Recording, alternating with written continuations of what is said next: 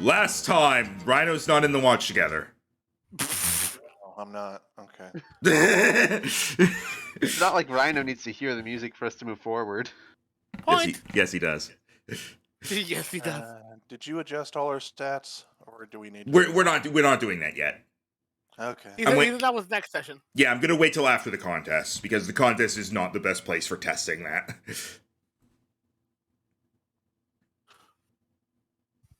Right. Okay. Last time, our heroes were traveling along the route on the way to Tonolas City. Oh wait, no, that was before. Right, they got to Tonolas City. We did a tiny bit of route time. Yeah, there was a bit of route time. They got to Tonolas City, and they challenged the gym leader, Ivy, and they came out victorious, earning themselves a plague badge. It was a close fight, though. Very close. Yeah. Plague badge.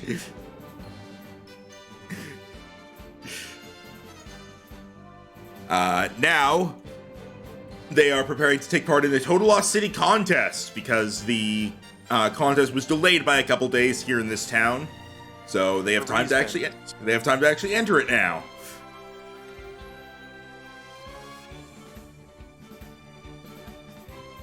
All right, that's enough intro music. All right, here we go.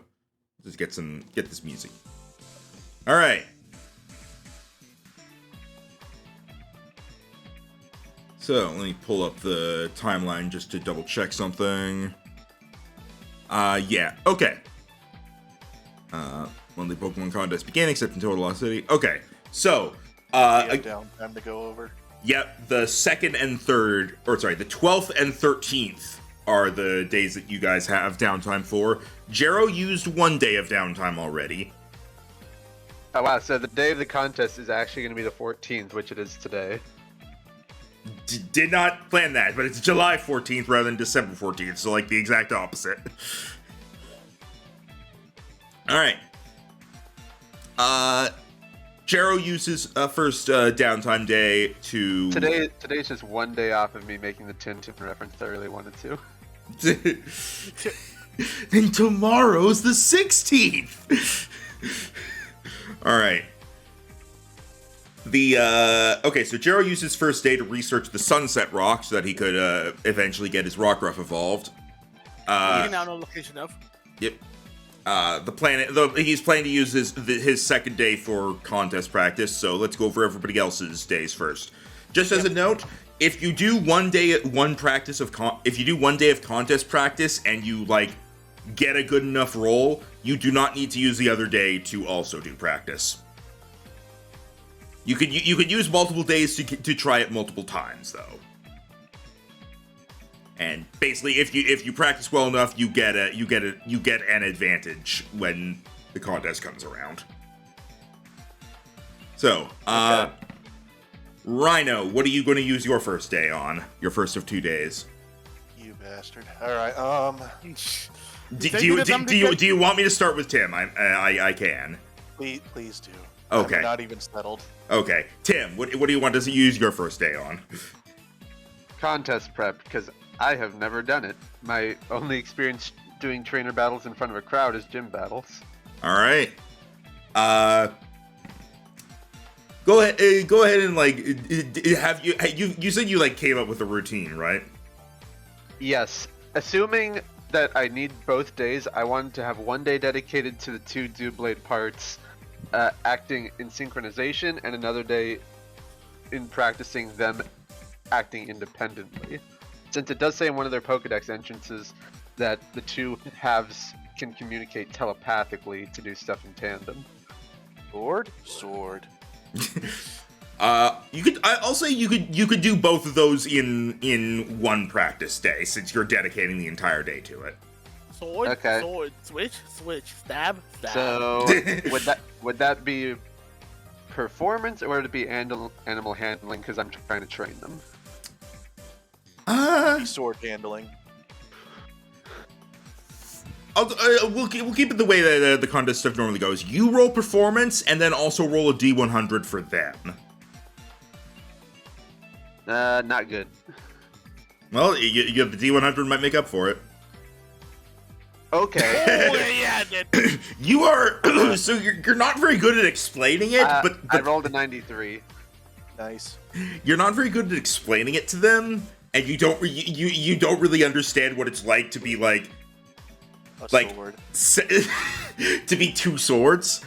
But thankfully, they seem to pick up on what you're trying to say, and even though you don't really know what you're saying, you manage to get them trained with it. So, for the sake of contests, they can move individually, or they can sync up depending on what the routine calls for. That will not be an issue. Okay. And for a little thing I've planned, I'm gonna buy, or I'm gonna find a white cloth and stick it into one of the sheaths for one of them for later. All right, you definitely find that without a problem. All right. And so, was that good enough for one day of practice? Yeah, and like you only need to do one day, and then your performance gets a boost. So, Okay. Then I guess I would spend my second day researching what the heck Vivito Town is, since the town we'll be stopping at along the way to Idatana. all right. It's just a town, so you probably don't need to do like too much of a roll for this, but I'll say roll investigation just to see like how much information you get. Yeah, that's good thing fine. I have a plus. Good thing I have a plus for 5. top. That is a 12. Roll for tourist traps. You know that Vivito Town is it's called a town, but it is decently large. It is best way to describe it is one of the Resara's port towns, because it is right next to the water. A lot of boats will often come in. It's a town that is very famous for seafood, and also because it's close to the forest. It actually has like one of the best entrances to the forest, I'd say. In that, like, people have started setting up a path that leads into the Manek Woods. So it's probably if you're going to enter the forest, that's probably the safest place to do it from. Oh, that's good, because we do have to enter the forest, and unbeknownst to us, Team Stay is still there. Yeah. It doesn't really have any major attractions, aside from being a port town. Alright. So basically, main export fish. Main export and main import, fish. None of us have used our lure balls yet, because you guys already have water types, and I haven't been dying for one. You can name a water-type Pokemon, go to Vivito Town, and probably eat it.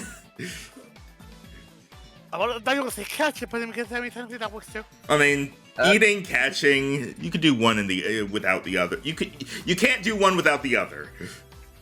Gyarados fillet. Jeez. Try it. You'd be surprised. All right. I mean, actually, it'd probably just be old muscle. I don't know how good that would be. Jero, do you want to do your day of practice for the contest? Yes. All right. Performance and a D100. Performance is charisma, if you don't have that. Yeah. I guess everybody has inspiration. Hold on, let me just get my thing out. I forgot to cut that.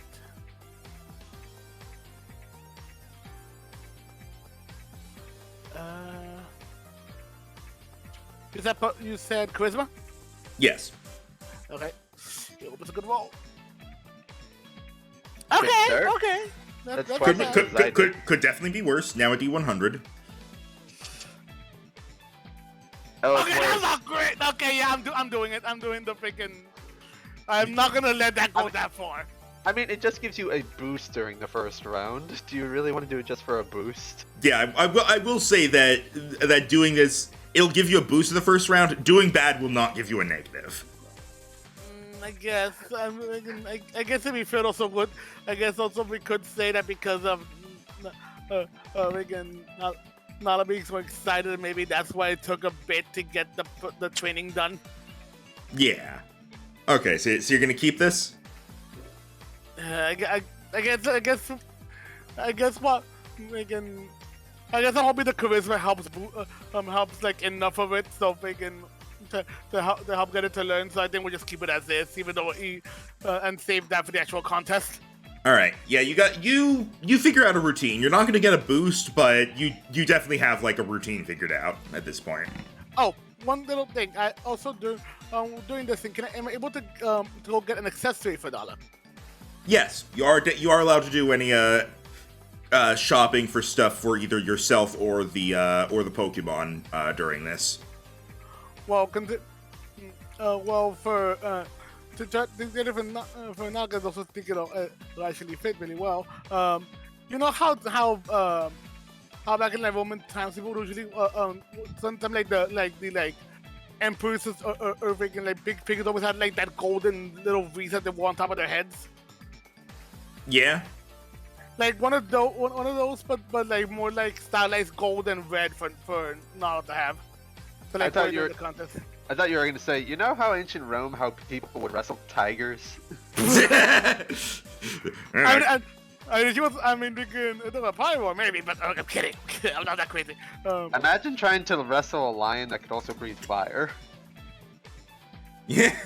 All right. Yeah, you can get one of those for sure. For the most part, I'm not gonna charge you guys too much for the accessories and such because it's mostly flavor. But yeah, I would say getting like a crown like that would be 150. Okay. Imagine trying to decorate a sword even more. Yeah, you got. I'm gonna say you got the white cloth for free because you probably had like a white handkerchief or something just in your bags. One of you probably had it. Yeah, I could also just say. Oh, I also forgot because I think I forgot to put that in. How much did we get from the gym again? It was 3,000 each. 1,000. Okay, I forgot to add that in.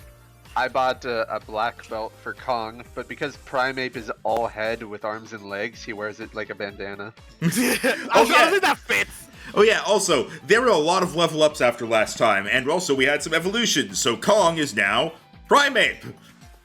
Yes, and Amy the Tink is now a Tinka Tough. Yep. Her rattle is now a mallet. Look at that. Yeah. She gonna smash someone. Alright. And she learned Play Rough a lot earlier than Tinka Tough normally would, which I'm happy for. Yeah, because you need it. Alright. Or rather, take Okay. Yeah. Alright. Yeah, considering they don't learn Gigaton Hammer until they're Tinkaton either, they're kind of screwed until then, so I'm just switching it up a bit. Alright. Yes. I believe those were the only evolutions. We had lots of level ups, though. Yeah, there were many level ups, though those two were the only evolutions. Lupin the Rockruff could evolve, but he is holding off until we reach the Sunset Rock. So at this point, the Sunset Rock is equivalent to, like, an evolution stone for him. So, once you find it, he will evolve. Alright. Oh yeah, also, Tim and Jero, do either of you want to, like, buy or find outfits for yourself for the contest? No. Okay. Jero? Considering you said that, if you really got something in mind, but like, or you letting us being able to actually. I'm letting you guys decide, because like in like the anime and such, or like even in the games, they like gave you a tuxedo or a dress. True. So. I know. Actually, Jero, you took part in last contest. You probably already have something. True, and actually, Aiden was the one who mostly went and bossed up. I do remember Razor's little outfit. Yeah, Razor got an outfit. I didn't wear much because I was so tried out contest, but now this is actually the second one in. I feel like I probably would see about getting an outfit. All right. Do you have anything in mind? Be as descriptive as you want to be.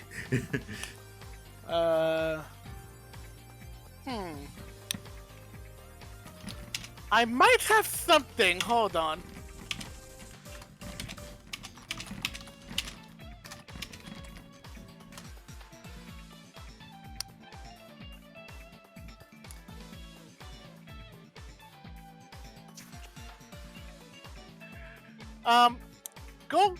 Go to go let Vito do his thing. While I think about this. All right. Rhino, what do you want to do for your first day?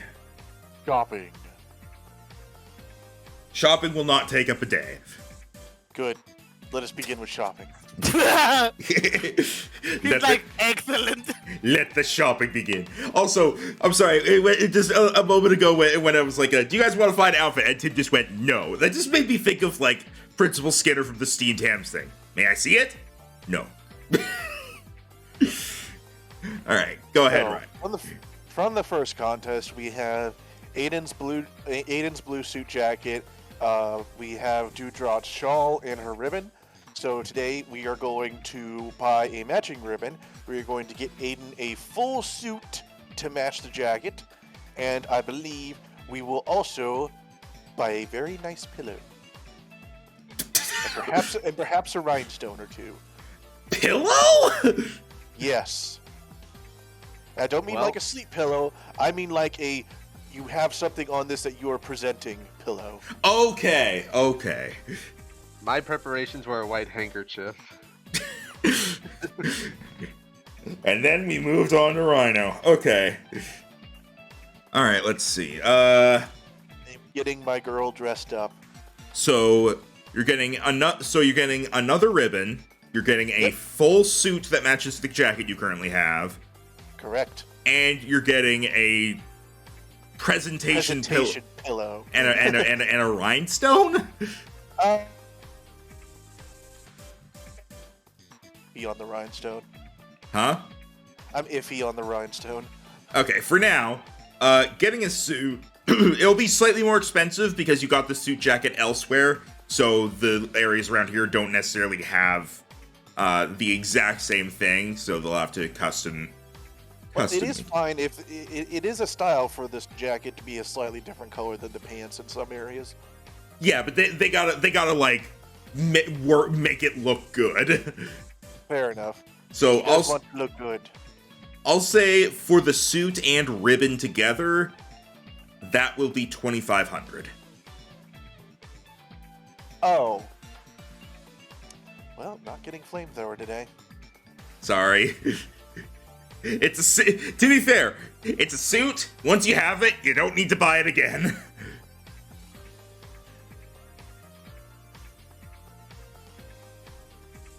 Fucking numlock. I thought you meant like a Nuzlocke of some sort, and I was like, I never heard of that. No, for some reason my laptop never keeps number lock on. I don't even use Numlock. I just use the numbers at the top of the thing. I don't like having Numlock on because it has a light on it, and that bothers me. Which is totally fair. Alright, got it. Alright. Make you guys pay too much. You are getting a full suit. Now, don't get me wrong, I'm fine with it. I was gonna pay whatever it took. I'm just amused. And for the presentation pillow, I went to. Was it factored in? No, but it's not going to be as bad. The pillow is going to be 200. Okay. Expect Aiden to want to fight people. Hey, you can always use the second day for that. if you do good enough on the first day. All right. So are you getting the rhinestone or no? Look at Brion's picture again. David is raiding. Hi, David. I will get the rhinestone. All right. Rhinestones don't cost much, I don't think. Nah. It's there for looks. Yeah, you can get a good looking rhinestone for 100. Okay. Welcome, David. Welcome to D&D. Where we shop. Where Rhino shops. Look. I blame Dewdrop. I mean, Dewdrop gonna make you shop until you do drop. I mean, I just see this as our usual freaking montages in the GTA games. I'm just fine here. I see this as an absolute win. All right. Pretty much. And then after that, we will practice. All right. I think you know the drill. Performance and a D100. Oh, should actually get Aiden's sheet up. Oh, nope, that's the wrong button. I have deleted Aiden. I have deleted him from existence. What have you done? He just Oh, faded. for fuck's sake. I have proficiency in this too. The D100 might make up for it. It did. It did for Tim. Well, You might need to use your thing. This is again. I have a second day. You have the second day. Oh, and that is true. And this is just for a boost. So.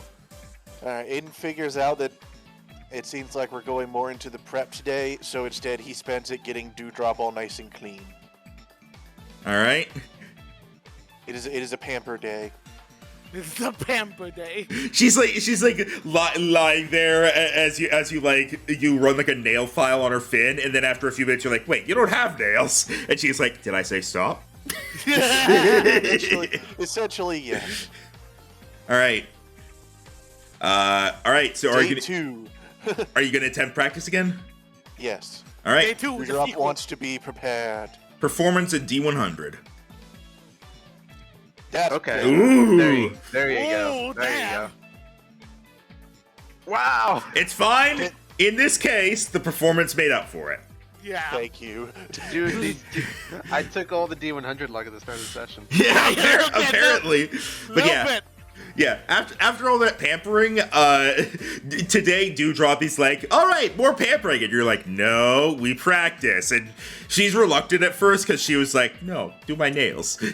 Do my non-existent nails. But you were like, but I'm already perfect. But eventually you're able to get her to start. She starts having fun with it again and kind of gets back into the swing of things. And Because you come with a dress now doesn't mean you don't have to try. Okay. Okay, and as for the, I think of a downside on the clothing. all right. First we are going to get like a, like basically like almost akin to like an actual like somewhat suit myself, but at least something like that looks good. That looks good in a contest. But instead of the regular coat, we're gonna go for a nice freaking dark long tailcoat. If you know a certain franchise that I'm a fan of, Max, I already know who I'm inspiring it off. Considering I'm also going to be getting some. While red would fit here, I want to go actually with some purple black gloves to go with aesthetics. I don't. Oh, okay. I think I know what this is based on now.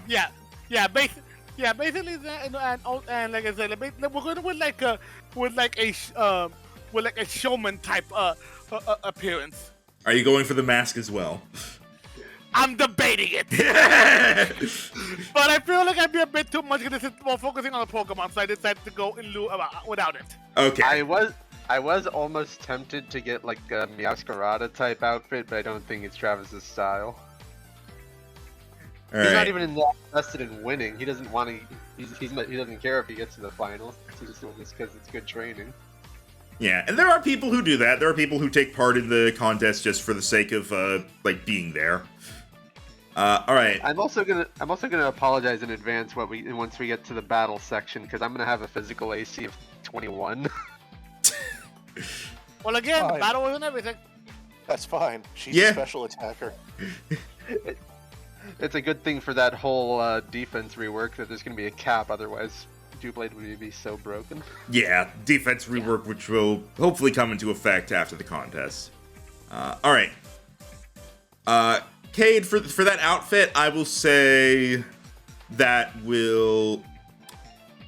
You're going for like the tailcoat, and Rhino already had the jacket made, so I'm gonna say it ends up being the same at 2,500. That makes sense. Like some things are easier, some things are harder compared to what Aiden got. Yeah. 100's fine. Oh, wait, no, that's inventory.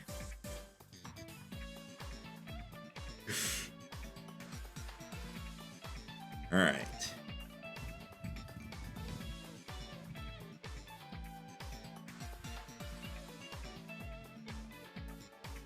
Right. And that I believe that should be everything.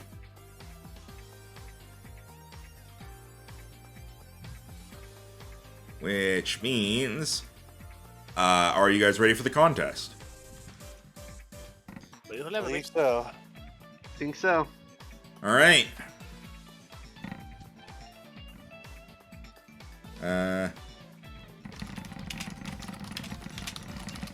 I'm just grabbing music real quick. I know what I want, so.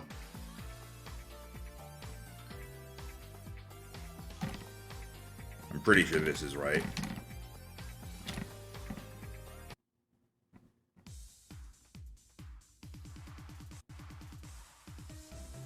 All right.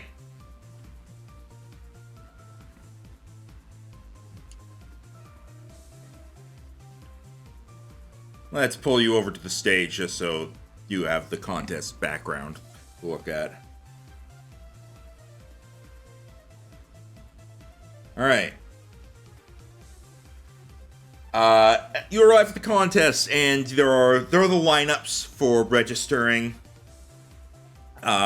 getting signed up, and all that. Any familiar faces from the first contest? We know Brooke isn't recompeting. Roll. You know what? All of you roll perception. Okay. Wisdom 15. Rhino gets his passive, and Gerald gets his passive, so 15 and 11. 15. All right. I'm glad passive perception is a thing we use now. Yeah, for years of us playing D&D, we didn't realize, oh, you're supposed to use your passive if you roll under it. Whoops. Yeah, yeah. There are a couple faces that you do recognize from the first contest. Seems there are a couple other people who are going through this in the kind of in the same order as you. They're going around in a circle and doing the contest as they reach them. Aiden's looking forward to completing the loop and hopefully getting a redemption arc in the first contest. Travis is interested in seeing if the Stunfisk guy made it, both because to just be funny and also if Stunfisk would actually be a threat to Muramasa. Wait. Yeah, as we go ahead and like go like the three of us are going to register, like what do we say? Like I'm guessing that we just go in and just like we said, like, we see a few people, but anyone like stand out to us? Let's see. Cade. While you're in line waiting to register, you feel something touch you on the ankle. As I do myself, and I guess because I will actually be carrying knowledge this time, just look down, and what do we say? Wait, Yeah. is that? You see a Stunfisk on the ground just staring up at you. Oh my god, it is him! It is the return of Glurp. Well, good damn, you got your wish! Well, Bah! Travis is also making sure there's no team stay guys like last time. Just make sure no one is acting suspicious. Yeah, that doesn't Stand seem. behind him. He has a quest. Doesn't seem. Does it seem like they beefed I up have a quest for security? you. Are there like more guards than there were at the first contest? You do see that there is still a decent amount of security. There does seem to be more security here than there was before. Admittedly, you don't know if it's because of what happened before, or if it's just because this is a bigger city. Yeah. Anyone else hoping there's just a Machoke with sunglasses? I will say, among the security, there are Pokemon, and those Pokemon are dressed up the same way as the human security. Yes! There's a Machoke. There's like a girder who's like got his hands behind his back, and he also looks very awkward because he doesn't have his girder with him. Oh, that's weird. A lot of grass types would actually be good for security because they have sleep and paralysis powder. Yeah, there are a few of them around. Like some security guards will walk by, they'll have like a Parasect with them or things like that. We'll control your braid as I do this one. For what other people see, Aiden. I'm just gonna point out like interesting things you guys see. You do notice a couple familiar faces. You probably don't really, aside from the stun fist, you probably don't remember any of them too much. But there are some people who were in the last contest. Aiden,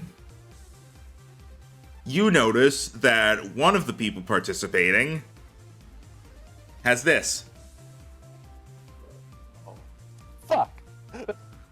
Oh, electric Ekans, neat. Ooh.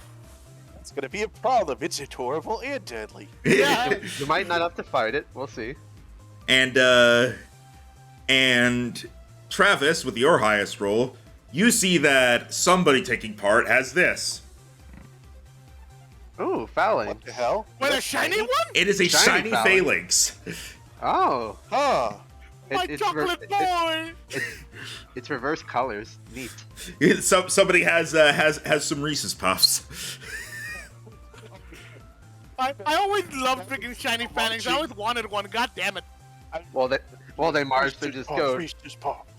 But instead of eat 'em up, they say beat 'em up, beat 'em up.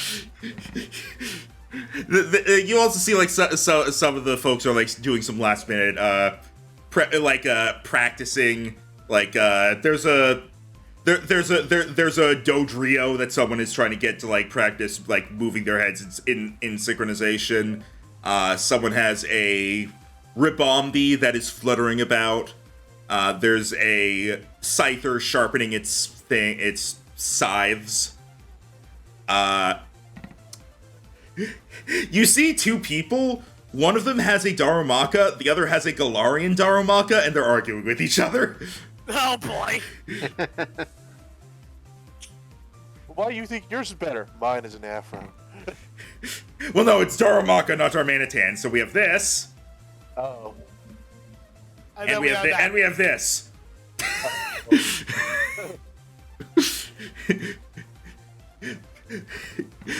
Mine's cooler. Mine's happy. God. It's fists for eyebrows. All right. So you all get registered, and it is time for the performance round. So a few people. So they're gonna be calling out people to head out. I'm not gonna go through each and every individual performance, but Thank you. Just thank you. I'd say second up is gonna be Travis. Okay. So after a bit you are now up on the stage with your Pokemon. Let me get them out. Get you all alone up there. Yeah. Oh, there's a lot of other stuff on here on the GM layer. All right. There's the spike trap. Here's the There's shotgun. The trap door in case the act is so bad they need to pull it. they have an extra long cane for that. I was about to say they have the cane at the ready. They have Mr. They have Mr. Alakazam with a spoon. I was gonna say they have a Mr. Rhyme. Oh yeah, that'll do. All right. So Travis, what is your performance? All right. So, Travis steps back to allow room for Muramasa, and then he goes, okay, 1, 2, and a 1, 2, and he directs them to use Swords Dance as the two blades start dancing back and forth in synchronization. At first, just doing basic tilts and going back and forth in the same motion, and then they start doing these flips and crosses in the air, and then they start doing like a sort of like a flamenco where they grab each other by their sashes, and one catches both of the sheaths in its sash while the other grabs it and twirls it around, and then the one holding the sheaths goes for a move where they're supposed to throw them in the air and they catch them, but the two sheaths knock each other in the air and they both clang down and fall on the other one, And the other one's like, hey man, that wasn't the cue yet. And the other one goes, no it was, you didn't do it right. And so they start shoving each other. And Travis goes like, all part of the show, folks, don't worry. And that's when the two of them furrow their brows and they start fighting. Metal clashes. They go back and forth, parrying and thrusting and swinging at each other. And the other one goes for a shadow sneak, but one ducks right out of the way and collects the shadowy energy. And it goes for a night slash, clobbering the others to the ground. And he's like, come on, you got something more? Get up. And then the other one tries to weakly get up, and the one floating is like, oh no, what have I done? And he wraps his sash around the other one, is like, no, speak to me. And it tries to put its sash up like, I'm sorry. And then its eye goes into an X. And the other one, and Travis puts his hat in front of his chest and is like, oh, no. But before anything can happen, the one who is feigning death uses Shadow Sneak to grab one of the sheaths, and he clangs it right over the other one, locking it in, and it wraps the sash around the sheath and ties it into a knot. And he just stands atop it and starts using a sash like a fist, like, yeah, I did it! And the other one grabs the white cloth from within its sheath and waves it like a white flag. What a fucking roller coaster! Drama. You literally did like a mini opera show in the fucking stage, and I love it. I've had that one planned for like 2 or 3 weeks. I'm gonna be honest, between that and you getting the boost earlier, you don't even have to roll. That you get a standing ovation from the crowd and judges from all that. Like I don't know if we'll ever be able to top that. It's like it starts off like first off they're watching the dance and they're entranced by it, and then when they start fighting, it's like a mixture of laughter and is this supposed to happen? Should we call it off? And then it just keeps going and going and more dramatic. You see the Nurse Joy that's on the panel is like wiping tears from her eyes as she applauds. Yeah, it ends feeling from it whenever one was going there was like, no, brother. Yeah, it just ends off with the other Dewblade being freed from its sheath, and then they both just take synchronized bows using the sashes as hands. Freaking, even I mean, mostly because I know he would still be watching because he likes contests. I just imagine freaking X even like watching on the stage, just like just giving like an actual like little like clapping with little claws. His hands barely reach together, but. Yeah, he does his best. Okay, leave him be. God. Okay. Tim came to win. You started this off saying, I don't really care if I win or not, and then you do that. Yeah, but... Well, I just had this idea in my head. It's like, what if the two... Dewblades say in their Pokemon description that they just do everything synchronized, but I was like, what if you could just make the two different halves do different things? What could you do with that? And then, drama! All right. Like, they're swords. Why not have a fake sword fight? Also, you managed to have one Pokemon do a 2-roll performance, so... You could do that with Tandem Mouse and Mousehold now. Yeah? Yeah, alright, so they're all applauding, and you get... Mr. Contestant stands up saying, "Bravo! That was fantastic! I must say I've never seen anything like that before." Mr. Sukizo stands up and says, "Truly, and I mean this with all my heart, remarkable!" One. Nurse Joy is genuinely like too choked up to speak, and she's just smiling, continuing to applaud. God damn. Yeah, Travis is like sheepishly rubbing the back of his head because he didn't think his first contest would go over so well. And then he takes Muramasa backstage. All right. Whew. That was a ride. Okay. That was a ride. All right. Whew. All right. Next up, let's see. All right. going after a little bit is going to be Aiden. Yep. Okay. I think I got this. Ooh. Please don't build it by my throat when I'm trying to do this description. All right. So, Aiden is going to come out. He's got his full suit on. He's got his hair combed back, which he never does.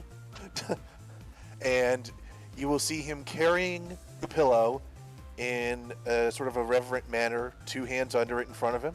On it will be perched Dewdrop, with her nose up in the air, eyes closed, like she is being presented. Because she is. Because she is. All right, Aiden will go to the center of the stage. He will lower the pillow to the ground. Dewdrop will exit and will raise up a fin. Aiden will bow and he will step back. You are her butler? Exactly. Simply elegant. She keeps that fin up, and as he gets to where he goes, she snaps the fin, and her drizzle ability starts. As it starts to softly rain around her on the stage. With her eyes still closed, she stands up on her tail. She starts to let off a small song as she does a slow figure 8 on the stage, skating on the water. And as she does almost like a small little musical number, at the end of it, she will use Bubble Beam into the air, and it will slowly form almost a cloud of bubbles above her. Finally, she ends up back on the middle of the stage. She spreads her fins out, she bows forward before using Aqua Jet, and she slowly starts rising upward on a column of water. At first she's enveloped by it, but you see her start to emerge from it just before she's in the cloud of bubbles. And you're like, well, we can't see her now, what's the deal? Before suddenly a wind starts blowing through as she uses Icy Wind, freezes the Aqua Jet into a column beneath her, freezes the bubbles in midair, and then lets out a disarming voice as she shatters all the bubbles into now just a flurry of snow that is almost erupting from her as she does a wide flipper stance, almost presenting herself as it all rushes away from her, and she stands on this pedestal she made herself. Nice. Very nicely done.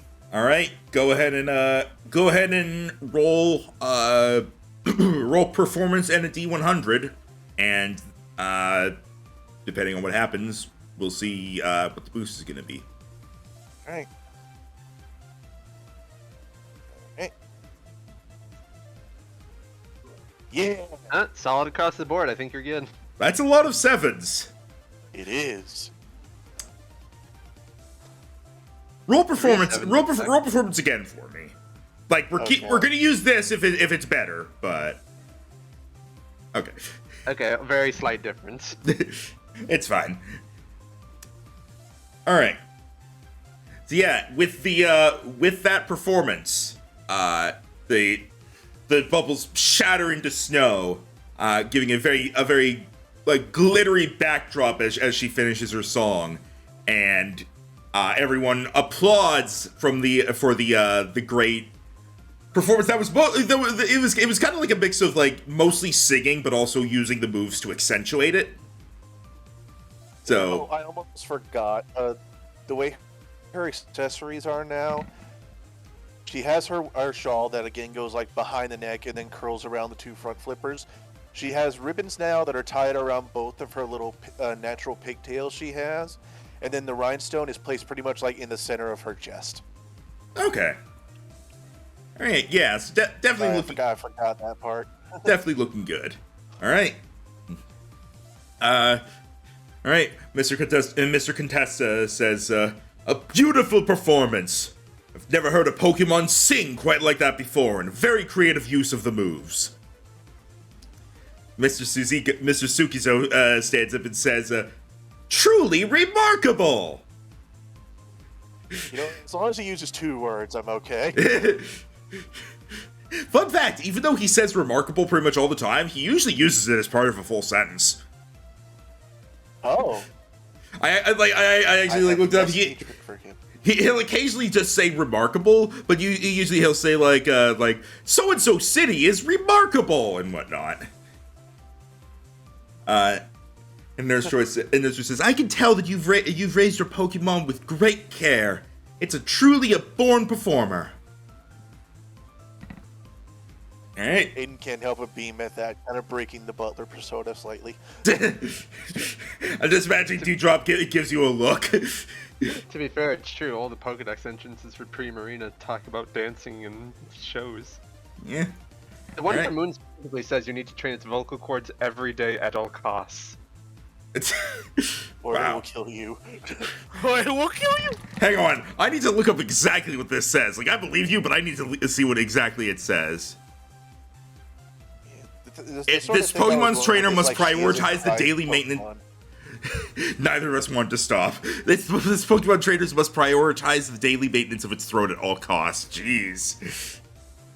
Jeez. Essentially, she was treated as almost like his prize Pokemon, which she pretty much is. Right. And then The whole pillow and everything. and then a fair bit later, Cade, it is your turn. All right. This will be his first time ever using Nala. I believe he used Nala in like one fight, and that's it. Yes, I could see her name. Oh, yeah, That wasn't working before. Oh yeah, can't see its health bar, but we can see the name. Oh, you can't see. You can't see. Well, I mean, I think it's supposed to be that way. Oh yeah. As I walk out on stage, I just go. I just have her pretty much have to show like to have like a whole performance. I'm holding the ball in my hand and go, Nala, it's showtime! As I go, as I throw up in the air and out emerges. Nala was pretty much like given like a roar as she emerges with like a burst of flame, and then starts running around the stage at first. At first, the people just think she's running around, but as she's doing so, she's actually he's actually using Ember to like slowly basically making like her own version of akin to fire spin as the flames start like slowly dancing around her as she's just going faster and faster. The almost like a vortex of flames spinning around her, getting closer and closer to her, as it just because of literally her ability, the flames aren't hurting her in the least because of her being heat proof. So literally just going off of her scent, and even like even seeing them like the lights glittering off of her little crown on her head, and then as soon as they start getting closer and converging towards the center, she immediately does uses her noble void to literally just do almost akin to like a flamethrower, as he just like voids like a mighty lion is ready to take her place in her throne, and she literally as it bursts the flames all over as the fire just start trickling down, and she literally just standing there again pretty much standing proudly, much like a protector or a leader would, just walking over the stage. All right. Very nice. Go ahead and roll performance and a D100. Okay.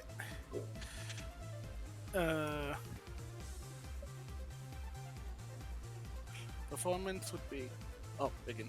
That's long thing. Charisma. Yeah. Oh, lucky. Okay.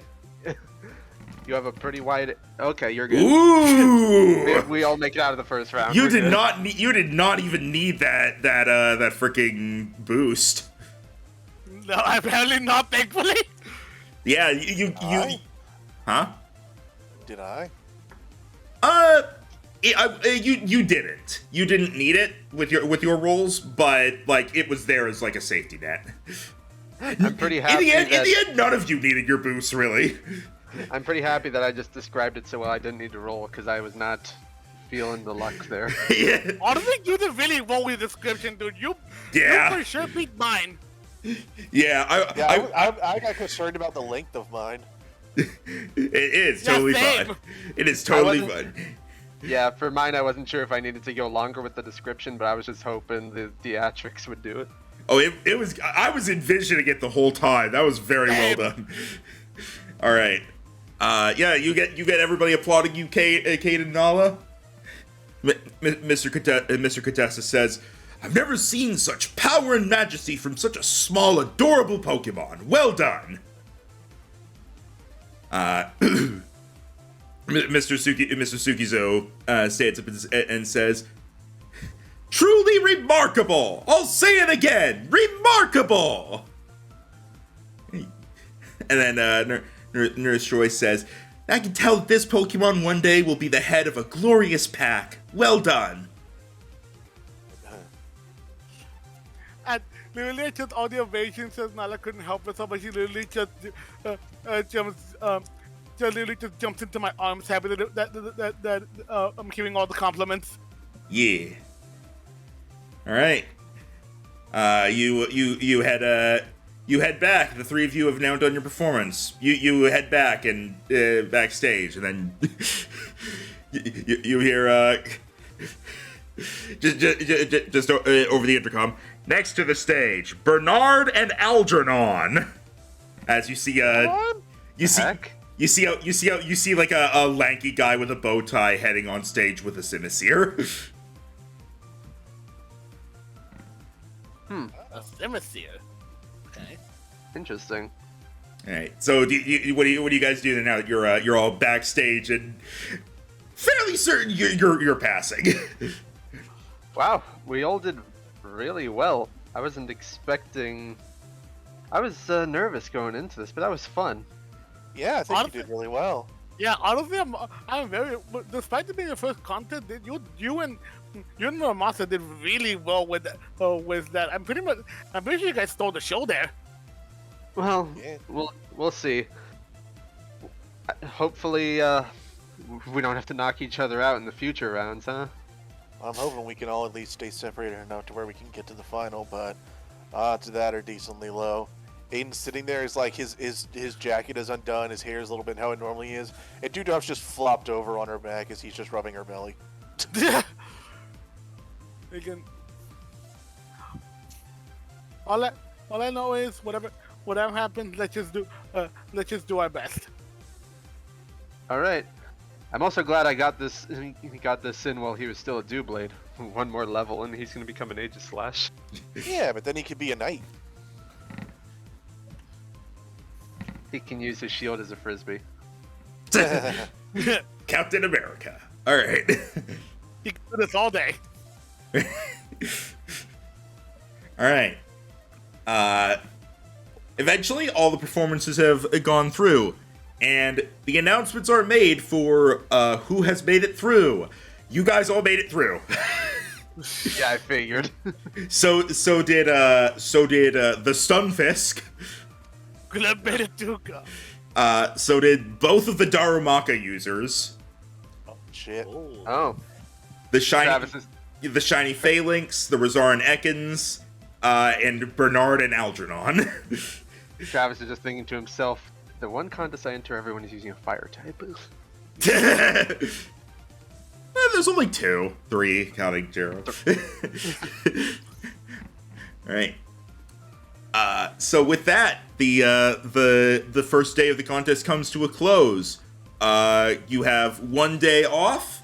You do not necessarily need to practice, but you just have a free day, and then the day after, it will be time for the combat round. So, what would you like to do with your free day? And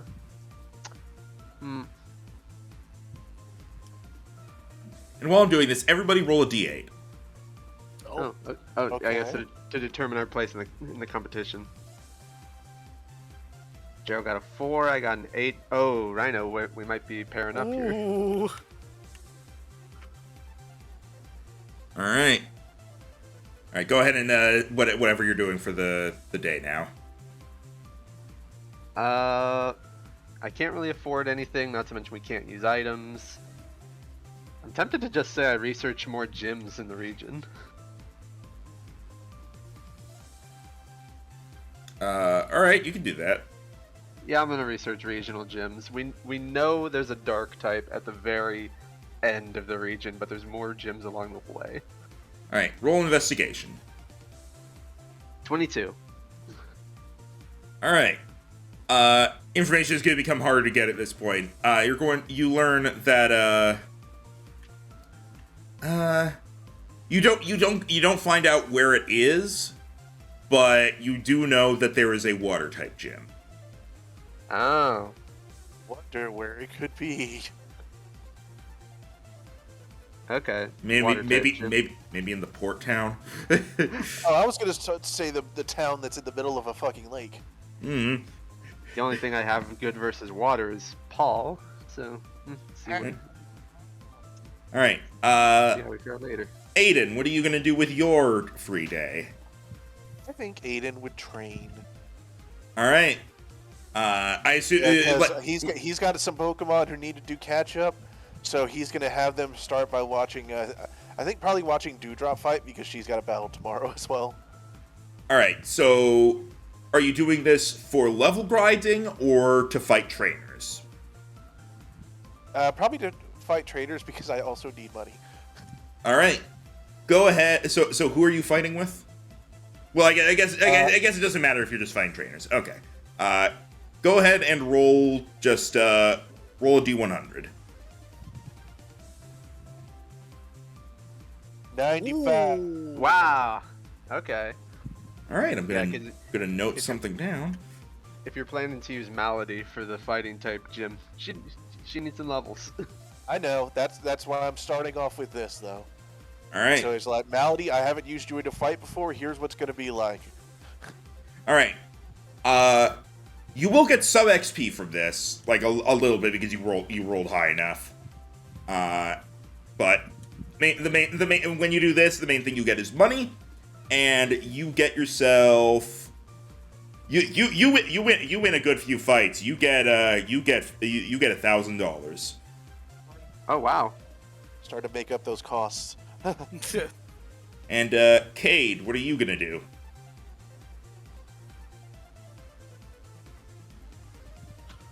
I am gonna go ahead and also possibly do a bit of training myself because not only good in the performance, I need to get a bit more practice battling. All right. So you're also gonna fight trainers. Yeah, also because besides that, I also will need some money too, especially my own expenses. All right. Like Aiden did, roll a D100.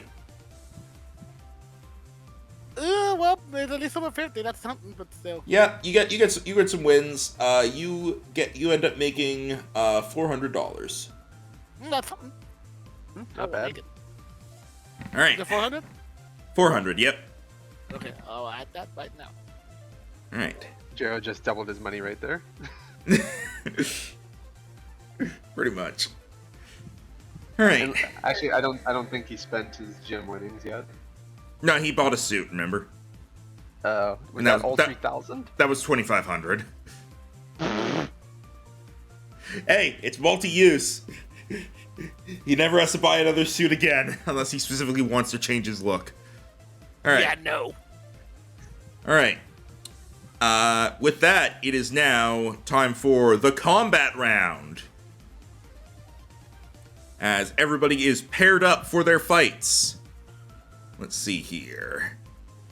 At least the black belt I bought is good for both fashion and offense. Once he becomes an Annihilate, he's gonna look like evil Ryu. Get him a black gi. All right. I would if he had a body to wear it. True, I guess he just needs a belt and a headband or something. All right. Let's see here. Ignore the fact that he cannot wear pants. No, but who really needs pants, to be honest here? Alright, let's see the matchups. Seems like Jero might be going first since he rolled the earliest.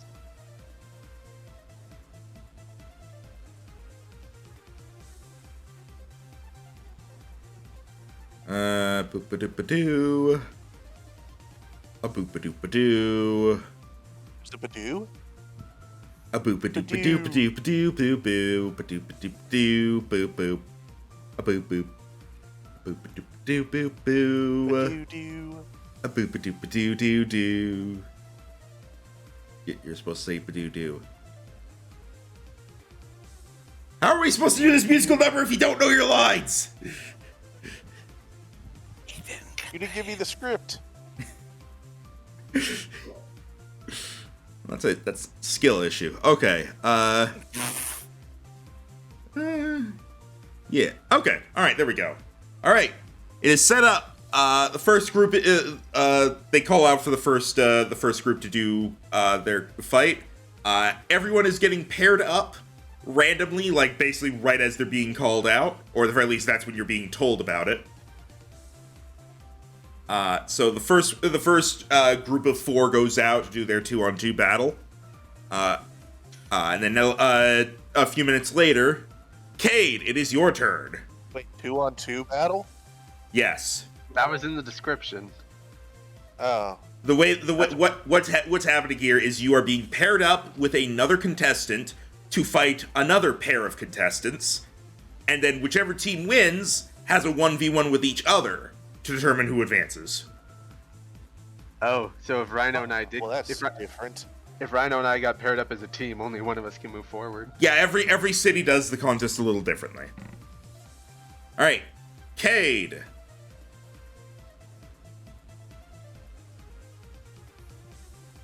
You are going out there, and you are paired up with.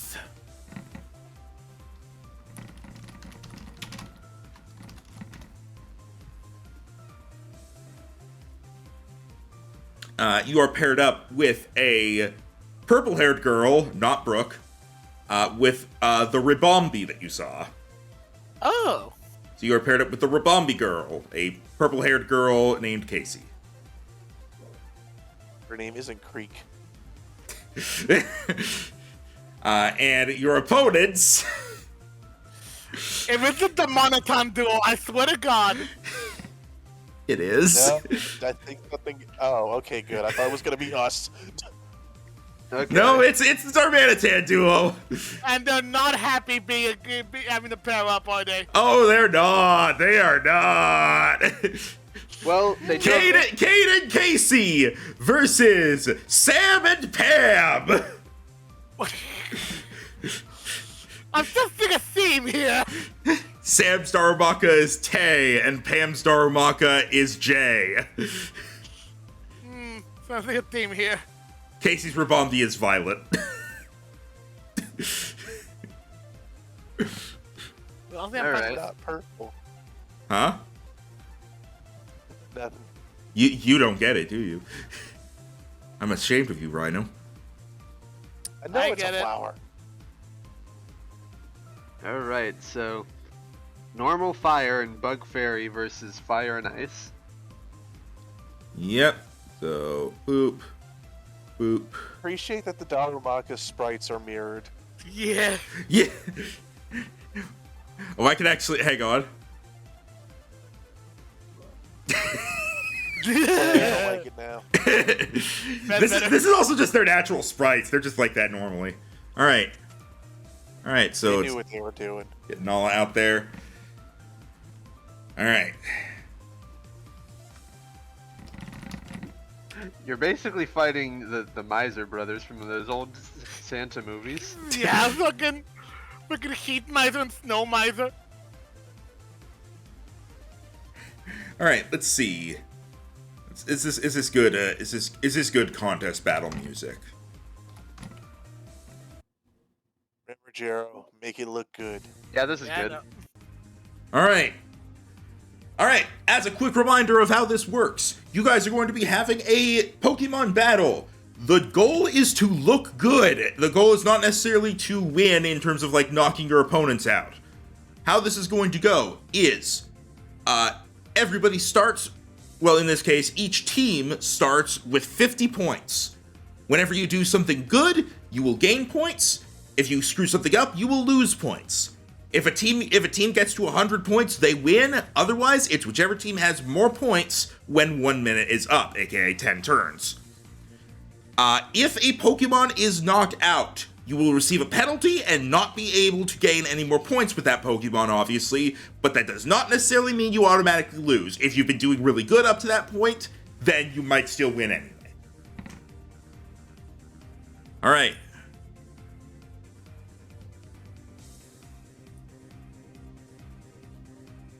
Everything is sent out. Battle begin. Roll initiative. Yep. Again. Ouch.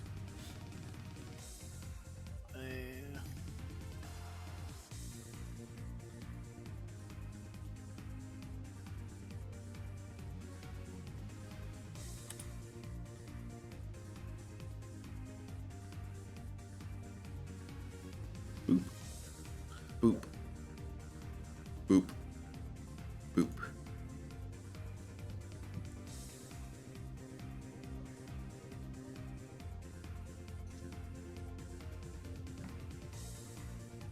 This is the same riff over and over. I need to change it. It's bothering me. That is not what I got. Come on. Yeah, I get what you're hearing. It does sound the same going over and over.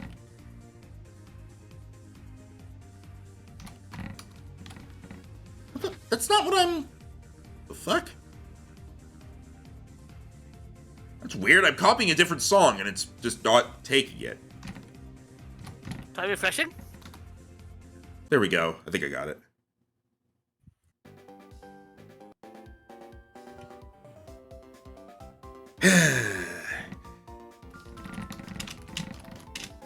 Next!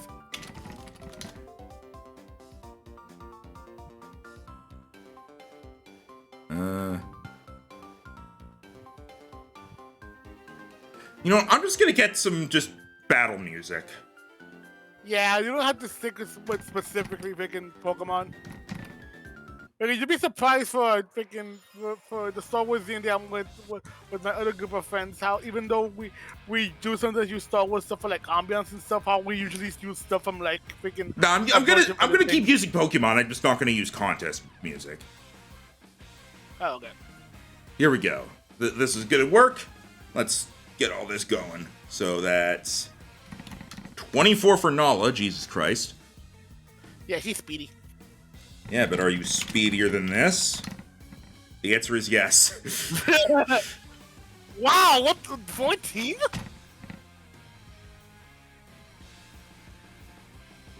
I knew Darumaka was pretty fast, but I didn't think he got that kind of speed until. No, that was Rabombi. I had a feeling it was a Bombi. Oh.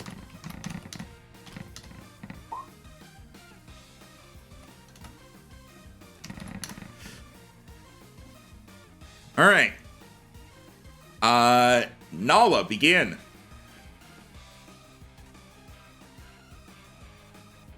Okay, to start off to try to like make it a bit harder for them to do stuff, but also to be able to show off Nala's own fierceness.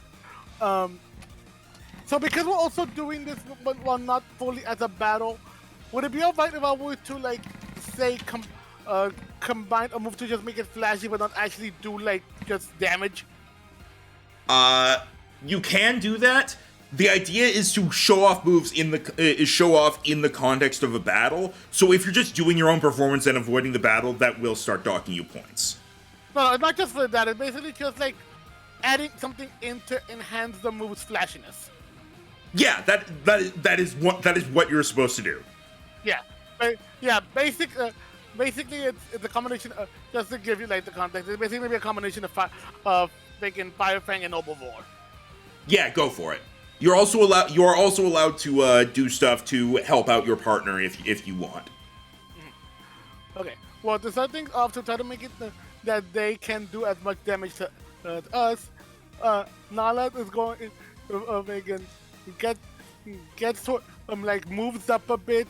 It looks like it's preparing a Fire Fang, but then literally just does a loud, a loud roar, and almost looks like it almost looks almost like a like a mini flamethrower as she uses a fire noble roar to like pretty much show off that fire again that fire type attacking on her and pretty much get like the Darumaka's. You will have to move forward more in order to get them. It is a 10-foot range. Oh, my mistake. I'll be out of here. What if you move like here, then you get them both. Yeah, okay, right there. My bad. All right. I forgot about the range thing. It's fine. All right. All right. Nice. Very well done. And that is with all future attacks. So let me just. So yeah, that is. What do I use for less damage? I don't remember. That fuck it. I don't know what it is. All right. Yeah, you let off a very nice roar to show off and scare them. You get some good points for that. Ribombee. The Ribombee Violet is going to fly into the air as it flies over here, doing a spin as it sends out some what seems to be some yellow pollen from its body as it ascends into the air, flying 20 feet up, leaving behind the spores before it does so, and hitting the Galarian Darumaka with Stun Spore, and it's now going to roll a d4. It is not paralyzed, but she still did a decent show of like doing a spin with the spores before flying into the air, so that will not dock points. All right, Galarian Darumaka is gonna move forward, or actually, the Galarian Darumaka is going to face Nala after having been roared at by her, and its like frown is going to become a mischievous grin as it does a spin and points at Nala, and then does like a come on gesture, with a very smug expression on its face, as it uses Taunt. You now can only use moves that deal damage for 5 turns. What the fuck?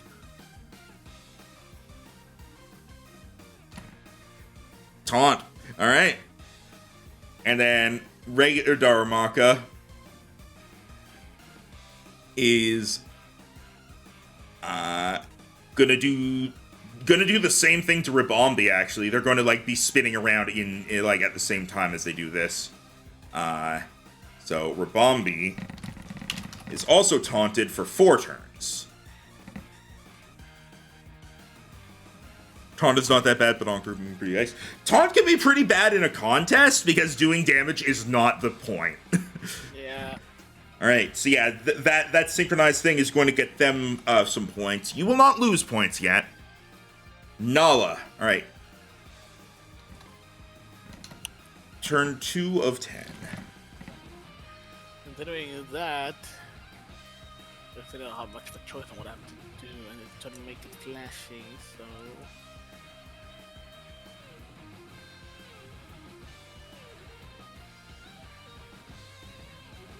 Also, you see that the traders on the other end, like they both yelled out for their Darumaka to use taunt, and then they looked at each other and at the same time said, "Don't steal my idea."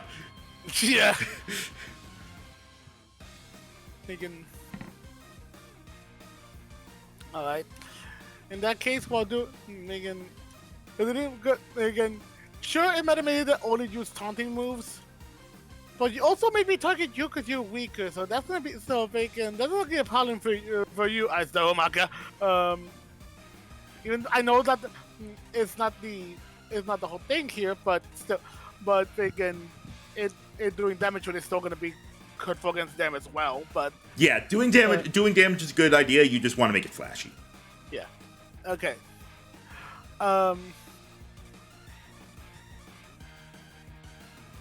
It again as again as Nala pretty much gets like well, it pretty much does get like agitated because of the taunt, and and it looks like it just wants to like directly like take this thing out. I try to calm her down, going, Nala, remember we'll be trained. Don't let him get to you. And again, Nala seems to snap out of it once hearing that, and just gives like a nod to me, like as if it's not going to let me down. As it goes ahead and does a, it looks like it's doing Ember, but it's pretty much doing setting up like almost like a ring around itself, like almost think like the whole like tiger jumping over a hoop. Yeah. Pretty much think like setting it up as the ember goes from that into a as it rushes past the fire going again, it trickling around as it goes towards it, gently going past Rabambi without hurting it. Like pretty much almost doing like a twirl, so like the flames are Rabambi's like, 30 feet in the air, so you're fine. Okay, yeah, but still, basically almost like the flame testing around, almost looking as like an actual like flaming like Pokemon as it uses Fire Fang. All right, go for that roll to hit. That'll hit. And that, go ahead and roll another d8 for the super effective damage.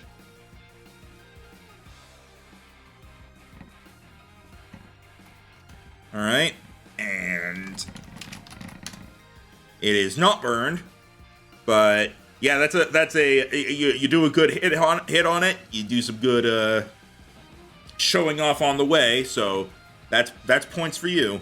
And the taunt timer ticks down 1. All right, Rabambi, now that it can't do any non-damaging moves, is going to do another spin as it's up in the air, as it's going to fly around in a small circle, gathering up pollen in its little tiny arms, and send it down at the Galarian Darumaka. Wait, I was second to Galarian Darumaka. Huh? I thought it could only. Oh, it only. I thought it. Oh, my bad. I thought Taunt. I know Taunt made it that you could only use attacking moves, but I thought that you could only use them at the Pokemon that used it. No. It's just you can't use status moves and such. Okay, yeah. As it's going to send down a Pollen Puff at the Galarian Darumaka. That will hit. You would be healed by this because you're in range for it, but you are at full health, so that is wow. That's actually some pretty good damage. All right, so yeah, that is even more points for the two of you. Galarian Darumaka is gonna try and even this out by now that you are here. After you have bitten it with the Fire Fang, it's going to try to turn, like it's recoiling from the hit. It's going to try to turn that into like a little spin as the wisps of flame are put out and replaced with tiny chunks of ice as it comes in to return the favor with an Ice Fang. Oh. 16 to hit, physical. Really shit. Hold on. I'm pretty sure that hits. You said 16? Yeah. Yeah, that hits. All right. You take after being resisted, you take 14 damage. And Wouldn't it be 13 because of the -1? ah, right. So yeah, 13, and roll a d10.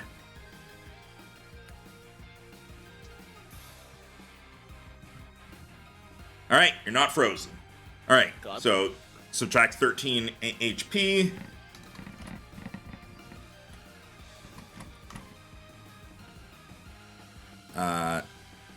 The regular Darumaka is not a fan of the fact that the Ribombee is up in the air away from them. So it is going to attempt, so it's going to do a roll for this to see if it works. It is going to attempt to use the Galarian Darumaka as a springboard to jump up and attack Ribombee. So I'm going to start by having it do... I'll just do a D100 here. Nope, it goes to jump on the Galarian Darumaka, and the Galarian Darumaka was not aware this was going to happen because these two trainers do not communicate with each other. And basically just ends up tripping over the Galarian Darumaka, ending up here, and then getting up and scowling. That subtracts some points from them, and they don't get a thing on you, and the trainers are arguing again. Alright. Nala, it's your turn. That was fast.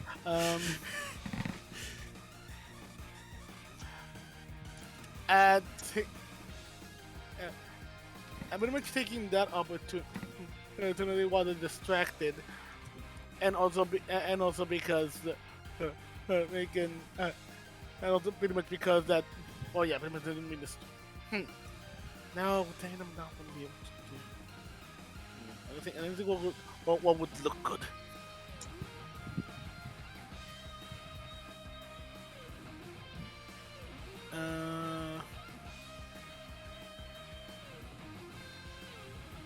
Also one target.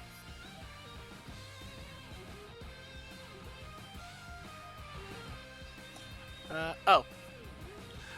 Again.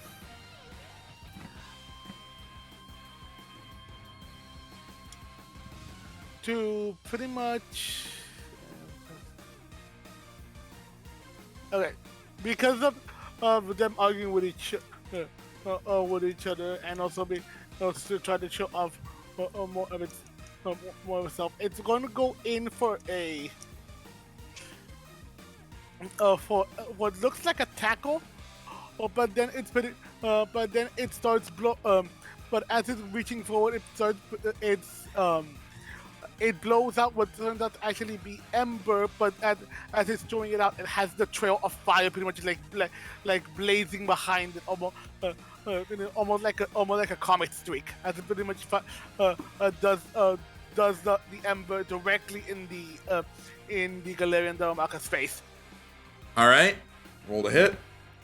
Is Ember a ranged attack? Oh, that will technically be range. Okay, then you will have disadvantage on this. That's fair. Advantage. I mean, considering they were distracted, did that kind of force me, or? I'll give that to you because you were off by exactly one, so I'll give that one to you because of the flavor. And also, plus they weren't really paying attention because more likely they were fighting each other more like the trainers were. Yeah, because of the low D100 they got before. So, go ahead and roll that D6 again. Wait, D6 was D8. This is Ember. That was Firefang. Right. All right. That is some good damage on them. As that kind of like snaps the Darumaka's attention back towards you guys, like, oh right, we're not fighting each other. That'll lower your timer by 1. Ribombee is going to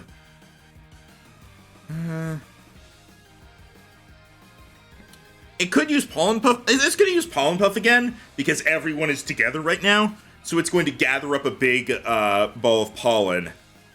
And then the way it's going to use it is it's going to do a spin in the air above the three of you. And then turn over and fly down with it.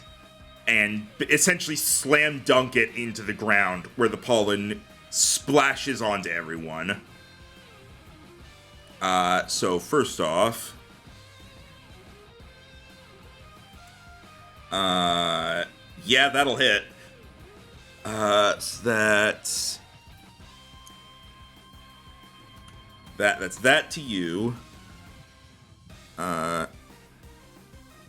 You, Nala, you are going to heal 16 hit points.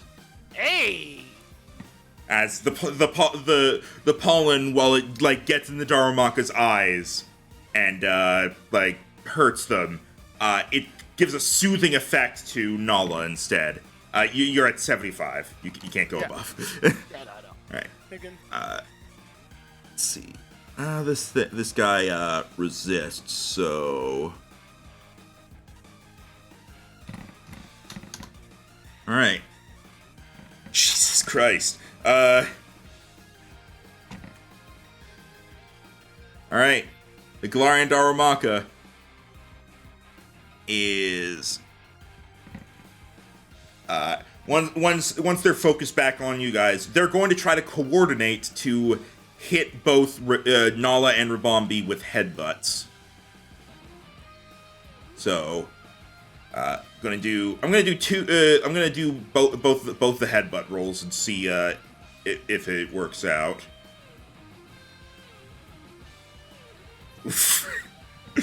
Man, regular Darumaka is not good. Regular Darumaka got a nat 1. So, okay, so Nala, you are hit, because 24 I'm pretty sure hits. That battle theme, which game is it from? This is from Scarlet Violet. So you are going to take 15 damage because of the -1. And then regular Darumaka is going to try to go to hit Rabombi, but completely misses and trips and falls.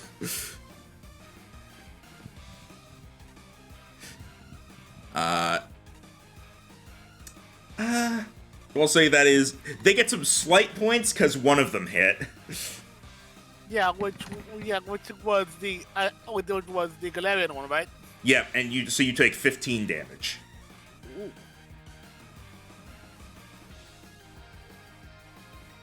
Because it got a nat 1, so Wow. yeah. All right. They got some points, but not enough because one literally crashed and burned. Oh yeah, twice now, and now it's your turn. I'm just gonna be honest. You take a glance up the scoreboard. If you so much as hit this attack, you win because you're at 95 points right now. They have not done anything to lower your score. In that case, they pretty much show it. It's seriously, even if it's going to take a little bit of. Quick question: will we be doing the opposing battle to each other immediately afterwards, like without resting, or You will get a heal. It'll be the same day, but you will get a heal. Okay, I was just wondering about that. But again, as everything's going on, we're just like pretty much just like show it like what a pretty much try to take it down to show what real power is like. They're pretty much like showing like showing its power as both a fire type and a lion. It's gonna go in for instead of a headbutt, a takedown. Ooh, all right. Pretty much Nala rears back, does a bit like a bit of like of that little ember water that's pretty much becoming like its signature as it pretty much like lets it like the fire wash over her for a bit as she really just rushes towards the Galarian Darumaka and goes for the hit. Oh wait, I was thinking that would have been. It would have been normal, but you would have missed anyway. So do you want? Nala's physical attack is only 3. I forgot about that. I'll leave it up to you if you want to use a inspiration to potentially make that hit, Again, or if you think Rabombi can handle it. I feel like Rabombi could be able to handle it, and we'll just count that to like Nala's still getting used to contests and stuff. All right, that is going to be a small subtraction of points for the miss. But at least you didn't take the recoil damage. Yeah, Rabombi is, at this point, does not want to repeat moves anymore. So it is going to flutter its wings as it summons a small gust of wind that gradually gets stronger, carrying with it a pink trail of leaves, of petals, that are going to impact the Galarian, I was about to say Galarian Rabombi, the Galarian Darumaka, as it's going to use Fairy Wind. And that is going to hit for 17 damage. And at that point, the buzzer sounds as your team has reached 100 points, whereas they were at 65. They did not do well.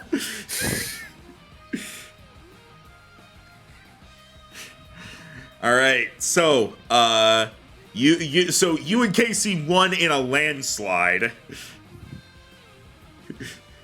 As the judges are going to give their comments. Their comments essentially about to like say the two of you work together well, whereas the others, like, they're disappointed with how the Darumaka traders acted, with how they were fighting each other more than they were fighting you. And Mr. Contessa even explicitly says, it might be that contests aren't the right thing for the two of you.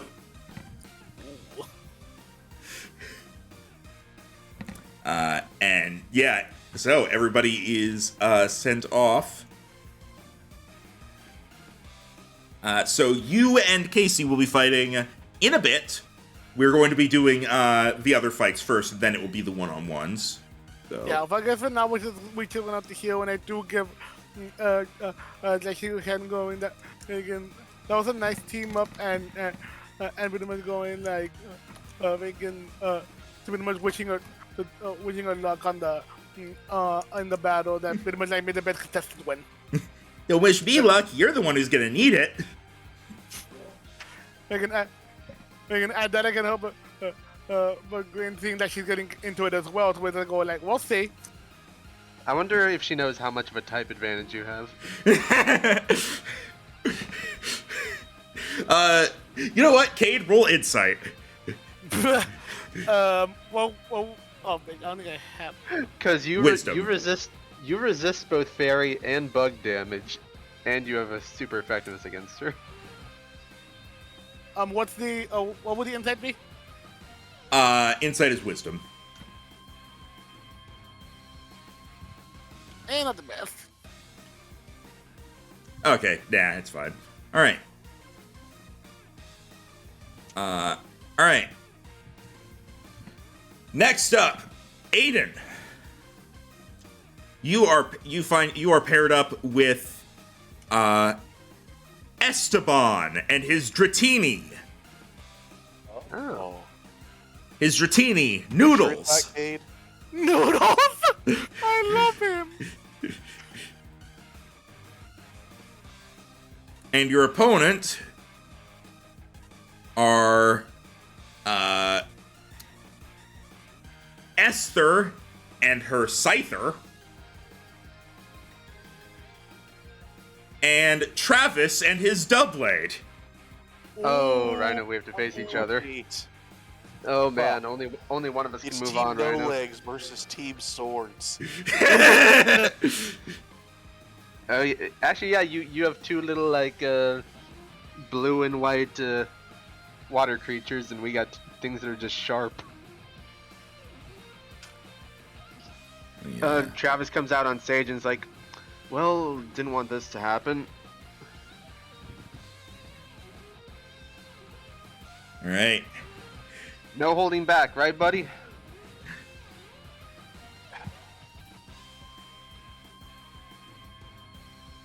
Rhino? I said right. Oh, okay. Oh, yeah, cut off. Didn't hear it, yeah. Okay. All right. It's fine. Well, there's none of our types really interact with each other, so that's interesting. So one skips leg day and the other is powered by anime. Okay, so Water and Dragon versus Ghost Steel and Bug Flying. All right. Go ahead and roll those initiatives. I only have to focus on 2 Pokemon this time. Awesome. 19. Also, I didn't even mean to do that. Esteban and Esther are the enemy, are the AI here. AI, whatever. If I knew his full name, I'd do it from Sweet Life of Zack and Cody. Go ahead, Jero. I know Jero can do it. Esteban Julio Ricardo Montoya de Rosa Ramírez. Oh yeah, you and him have the same last name too. There are only 2 Hispanic last names in existence. Not true. Not true at all. All right. Okay. Oh, that is a fast Scyther. Scythers are fast. Oh yeah. Yeah, they lose a bit of that speed when they become Scizor, but they punch way harder. They punch harder than they slash. All right. Esther sends out her Scyther, Edge. And then Esteban sends out his Dratini, Noodles. Alright, Muramasa, let's go. All right. Scyther is starting things off as it's going to... Just for acknowledgement, Scyther and Muramasa get +1 to both special and normal defense because of my ability. all right. Let me do something for that. Let's see. Let me put that out there. Friend Guard. While you're on the field, you and allies get +1 to both defenses. I'll do this for that. All right. The Scyther is going to rush forward. Is going to target Dewdrop, seeing it as the bigger threat. I feel like there's a power difference here in these teams. Unfortunate, you got paired up with another pseudo legendary. Yeah, but it's also Dratini. All right. They say unfortunate. The Scyther is going to come forward at you, as it is going to spin as it makes its way over, almost like it's figure skating really fast. So what you're saying is it's Beyblading. Yeah, pretty much. And it's going to get up to you, and it is going to go for a slash on you while still spinning. As I start the music over again. That is an 11 to hit physical. Pretty sure that misses. You said 11? That's a miss. Okay. It goes for the slash, and Dewdrop is able to avoid it. Also, on my notes, I've just named the 2 teams Blue and Sword. That's fair. Yeah, sorry if I'm ever distracted. We're trying to deal with Pup. We're not quite sure what's going on with him today. It's fine. All right. Muramasa. Okay, the 2 swords unsheathe themselves, and as they come out, they start dancing back and forth, and then the 2 of them slide their the flats, or they slide their 2 edges up against each other, as a unnerving metal sound is sent out as it uses sword stance to sharpen its blades for an upcoming turn. All right. It will just move in towards the Dratini. All right. That little performance will make up for the small point loss from Scyther missing. Esteban's Dratini is next, and Dratini is going to... the Dratini is actually going to move in towards the Scyther.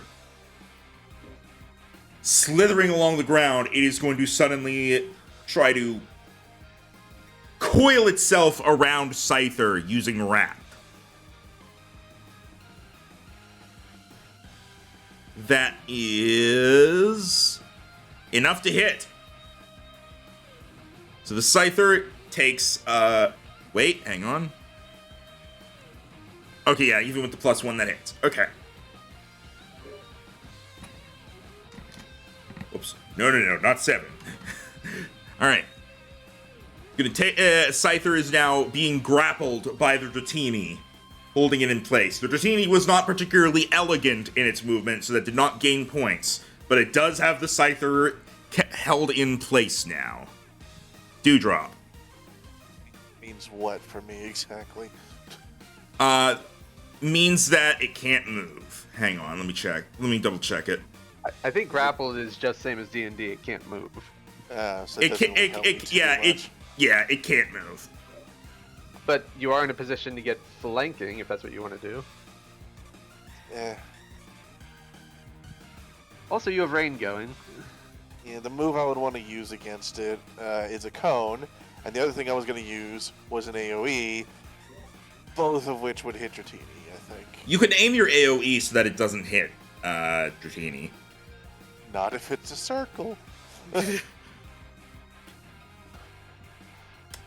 Like it's a radius? Yeah. How big of a radius? Suffice to say, if I want to hit Scyther, it's going to hit Dratini unless I take an attack of opportunity. Gotcha. So yeah, I'm going to have to... You can do the cone. No, I'm going to do something else. Alright. Alright. Having leaned backwards to dodge Scyther's attacks, Dewdrop is going to continue into almost like a backwards somersault to step up onto her fin and look at him like, "Sir, no." But then she like almost like winces. But then she winces as she hears the sword sharpening. She looks over to Miramasa, and she is going to take a deep breath and is going to try and overwhelm them with a more pleasant sound as she uses Sing on them. On Muramasa? On Muramasa. Alright. I don't like your sound. Have mine. Okay. Dewdrop jumps back on a fin and says, "Sir, this is a Wendy's." Alright. Okay, hi, Silver. Roll a d4. Oh boy. Oh no.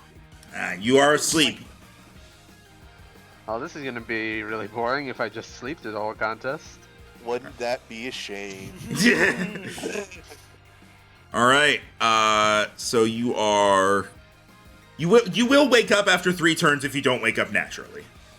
I can't even earn points while I'm doing this either. That is correct. Alright. Strategy, it's not all offensive. Alright. If I had any crowd control moves, I'd use them. And as the swords sort of slow down and end up just kind of laying on the ground, Dewdrop does a small bow and blows them a kiss. Alright.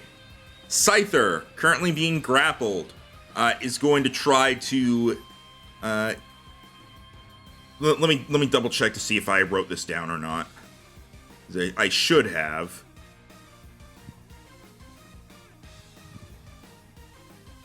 Yeah, okay. So this is another thing. Whenever the grappler takes damage, they must roll a d4, and on a 1, the grapple ends. So that is something I added. Okay. So Go Scyther. Yeah, the Scyther is going to try to attack the Dratini to get free. Because it's being grabbed, it can't really do anything elegant. It's just going to try to swing one of its swords and try to pull one out. It's going to try to slash the Dratini. It's going to use False Swipe. No, it's not actually going to slash it. It's a non-lethal slash. That will hit. So the Dratini is going to take damage. Now, the grapple still continues. Alright, so that didn't really do anything either way. Very slight point loss for blue. Very slight. Muramasa. Okay. Sleep. Yeah, roll to see. Roll to see if you. Ah, not asleep. All right. He still gets his move this round. No, that was the end of its turn. Where it does that. I still lose 1 round. Eh. Yeah. Not really what I was hoping for. I swear the enemies have better luck with these stats than I do. I fucking barely pass my paralysis. All right, you you are like drowsy for a bit, but you get back up. You lose your turn, but you manage to avoid losing any points for just sitting there doing nothing. You don't need sleep. You're undead swords. Wake up. Oh right, I forgot. Shut up, Jim. All right. I was tired.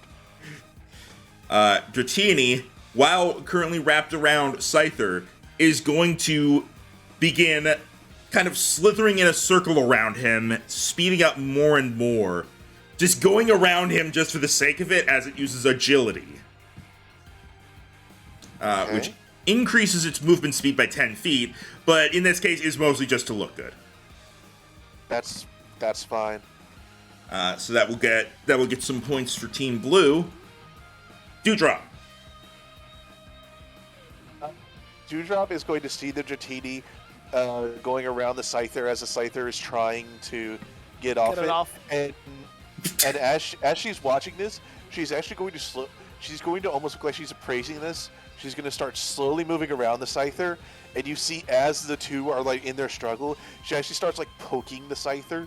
So she starts like moving its arm up slightly, spreading its leg a little more, almost like she's posing him like an action figure. and then at the end, she has finally how she likes it. She uses icy wind on him. Is like, good, now stay like that. But why don't you have not seen any of like the new Street Fighter stuff, have you? No.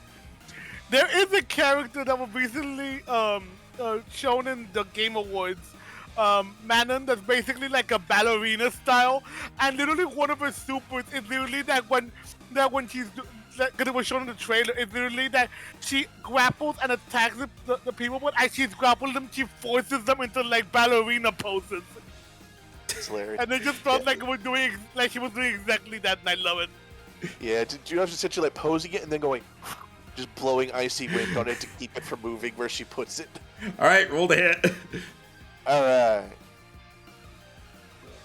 And I'm aiming this cone so where it pretty much only hits Scyther. Yeah, you can definitely do that. All right, let me just make sure I have it on neutral. Okay, here we go. 13. That- Special. 13 special. That will not hit because of the friend guard. I hate your friendship. You managed to pose the Scyther, but as you like blow the ice, the Scyther is able to flap one of its wings and blow the wind away as it puts its position back to normal as much as it can while being wrapped, and basically as if it's going, you do not get to decide for me how I stand. We are brothers in arms, literally. You don't have arms. He's armed though.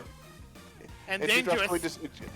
Dewdrop's going to be over here at this point because she was dueling around him, and she's essentially just going to huff like, you do not understand my art. Well, it's I don't know if I gained any points during all that, but it was fun. You did enough flavor that your missed attack did not lose points. It's not Muramas's turn. Oh, right. My bad. Yeah. Normally a missed attack will cause you to lose points, but because of the flavoring you did beforehand, it canceled it out. You didn't gain anything, you didn't lose anything. So you get back in your spot right now, misters. Misters. All right. Scyther is I will do something. Scyther, still flapping its wing to get rid of the ice, is going to try to angle one of its wings to flick Dratini off using a wing attack. Flicking off is not very elegant. That one will hit. It hits. But we'll see if it actually like cancels it out. But first, the damage. And it's gone. It is sent off of the Scyther to the ground as the Scyther is no longer being grappled. And it is going to sharpen its swords against each other and pose like doing the arms out and like roaring up at the ceiling. But it's a Scyther, so it goes Scythe! away! And it's also sort of using its arms to prevent Dewdrop and Dratini from moving in order to give, like, this is just flavor, in order to allow Muramasa to get in and do an attack. And it is now your turn. Alright, originally Travis is playing nice and going for the guy who's not his friend, but after that, Muramasa's like, okay, I know we've been on this journey since the start, but uncool, man. So Muramasa charges in. No code, not cool, man. Muramasa charges in, You and gotta work with the hand that got dealt. it initially looks like Muramasa is going to go for a stab against Dewdrop, but the sword actually tries to go underneath Dewdrop and flip it up like a spatula with a pancake, as the other one acts like a bat and tries to knock her out of the air. As he uses Iron Head. Ooh! Let's go. I will. That's 20. Oh yeah, that'll hit for sure. That is a 19 steel damage because of the sword stance. Okay, water... Could have gotten flanking if I positioned myself better with the icy wind. Yeah. Fuck. Water does resist steel, so that... Okay, so the dice set- is cut to a 3. Yeah, so that's -4, so it's 13 damage. Okay. Yeah. Out of curiosity, would it? No, yeah, 50 would have. Fuck. I didn't think about that because I was thinking about the flavor. It's all right. It's all right. I don't think it is because we are losing. You're actually not. We can't see the points. I didn't get a full turn. I know, but I feel like I haven't done anything. I will say that as of now, just as of Muramasa's turn that just happened, you are both tied in points. Okay. And you get 2 turns in a row right here. Yeah, we'll see. Yep. Dratini, being like, all right, I guess that's not going to work, is going to instead going to continue kind of slithering in a circle on the ground as it's going to spin faster and faster before it brings its tail and tries to slam it into Scyther's side with a Dragon Tail attack. Please tell me he moved to get flanking. Let's find out. Are we just going to be in a straight line? Yes. Okay. Form the conga line. Basically, if he got a 1 or a 2, it would have been like, no, he didn't think of it either. All right. Someone on this team has to be thinking of it. Well, at least because this is just a solo match, Dragon Tail will not force him to switch. Correct. It would basically. I'm treating this as if it's like there are no other conscious Pokemon in the party, which there are, but yeah. All right. So that is going to hit. That is some good damage on Scyther. That is 15 damage. So that's a pretty good hit there. Dewdrop, your turn. Okay. In the conga line. I'm sorry, it's stuck in my head. Hey! Sigh!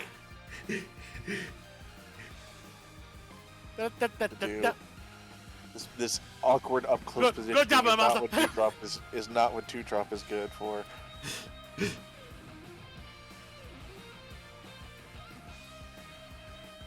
You know what?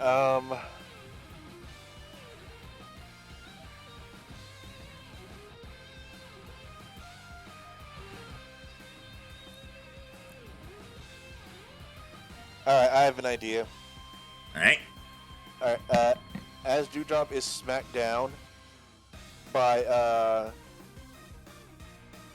The Iron Head. by Muramasa, she is going to hop up, she's going to shake her head, she's going to narrow her eyes at him, and she is going to stand up, she's going to clap her fins together twice, and instead of a clapping sound, it almost makes a popping sound. She's going to do clap twice, then she's going to start blowing bubbles, and as she blows 2 of them, pops them with her fins, she blows 2 more, and then suddenly she starts blowing them over Muramasa as she almost like menacingly approaches him, popping bubbles each time before finally blowing some right in front of his eyes and then pop, pop. Oh, you're approaching me? I can't pop bubbles in your face without getting closer. She's essentially doing like a flamenco dance with bubbles. Oh, I thought you were doing. All right, see if you hit. My special defense is trash compared to my physical. So pop, pop, pop, pop, pop, pop, pop, Oh. pop. Open up the door, it's real. Oh, it's real. Right. That is a hit. I don't have any resistances to water. Yep, so that's By the way, in case you didn't know, it was raining. 24 Damagios. 24 bubbles as I cover your little sharp pointy bits with pebbles. And somehow it seems to work. You, my friend, are sudsy. All right, that is a good descriptor there. Now it is time for sword turn, as Scyther is going to take advantage of the flanking that Muramasa is providing. I'm just gonna get destroyed over here. As it is going to turn, and it is going to go for a weak slash on you, as it goes for a Fury Cutter, just a kind of a small hit. Can I retroact?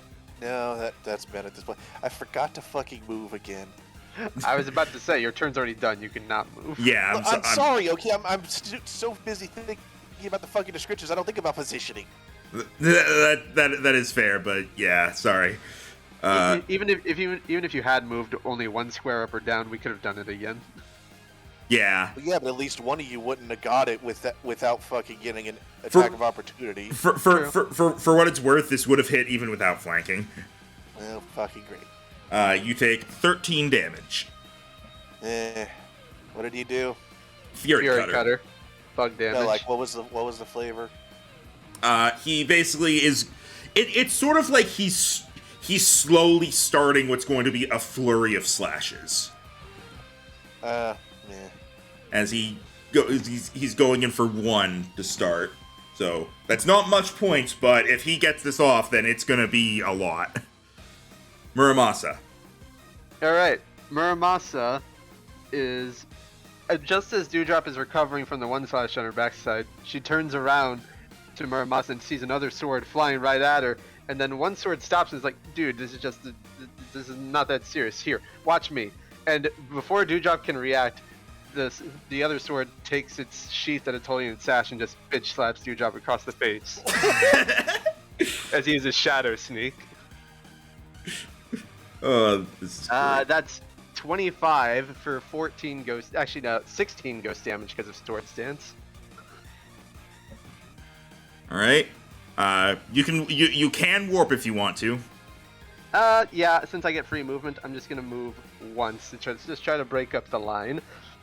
And as Dewdrop is getting the stars out of her eyes from getting slapped across the face, she sees that Muramasa just comes out from a brief dark shadow to reappear right here. All right. That's looking good.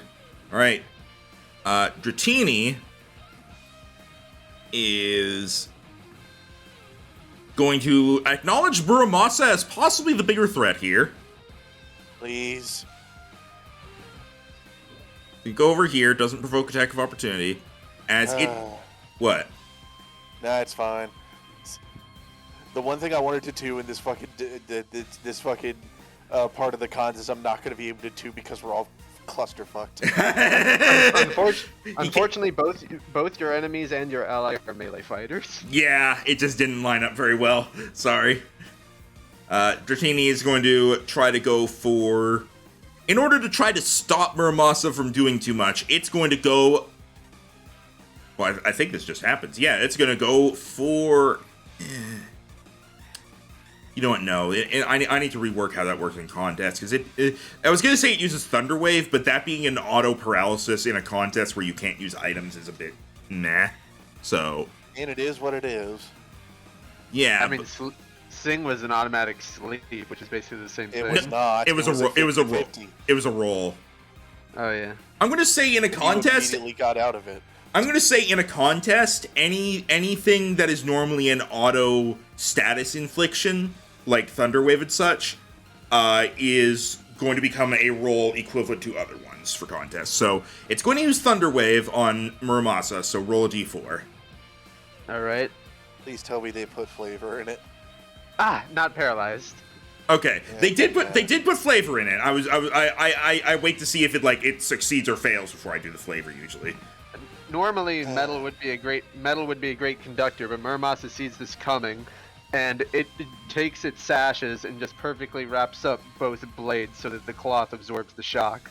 Yeah, the Dratini had gone to basically it always do a small dragon breath as it shoots a small burst of dragon flames at Muramasa, attempting to paralyze it, but the sheaths and sashes blocked it from hitting its mark. Dewdrop.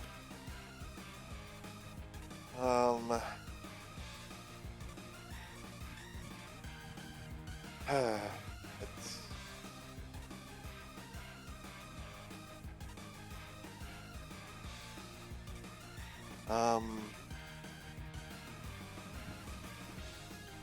leave me a lot of fucking options here.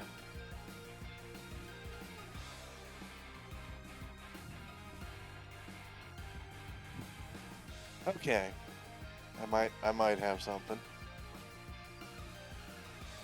Seeing as they seem to be switching partners, Dewdrop is going to turn away from the brutish Muramasa and is going to look to this Scyther who's starting to wind themselves up, and she is going to look at them with a smile.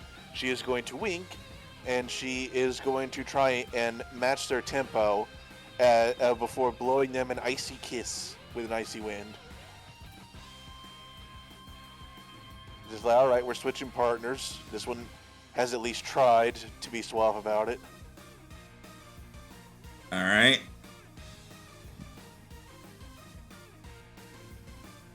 $17. Who is that at? Scyther. Oh. That probably hits. Oh yeah, that hits. All right. So, 19 ice damage as roll that again because it's flying type. The ice is super effective. All right, that's why I was doing this. Yeah, you're gonna do over 20 damage easily. 21. 21. All right. And As she blows him that kiss, and it almost seems to throw off his rhythm a little bit as the ice starts to make it hard for him to move, whereas she is still moving very fluidly. all right. Yeah, that's gonna be good. That's good. All right. Scyther is going to go for another Fury Cutter as despite the assault, it's trying to continue its flurry of blows, so to speak. That is a 16 to hit physical. Yeah, that'll do it. Okay, didn't need flanking. All right, its damage dice is doubled.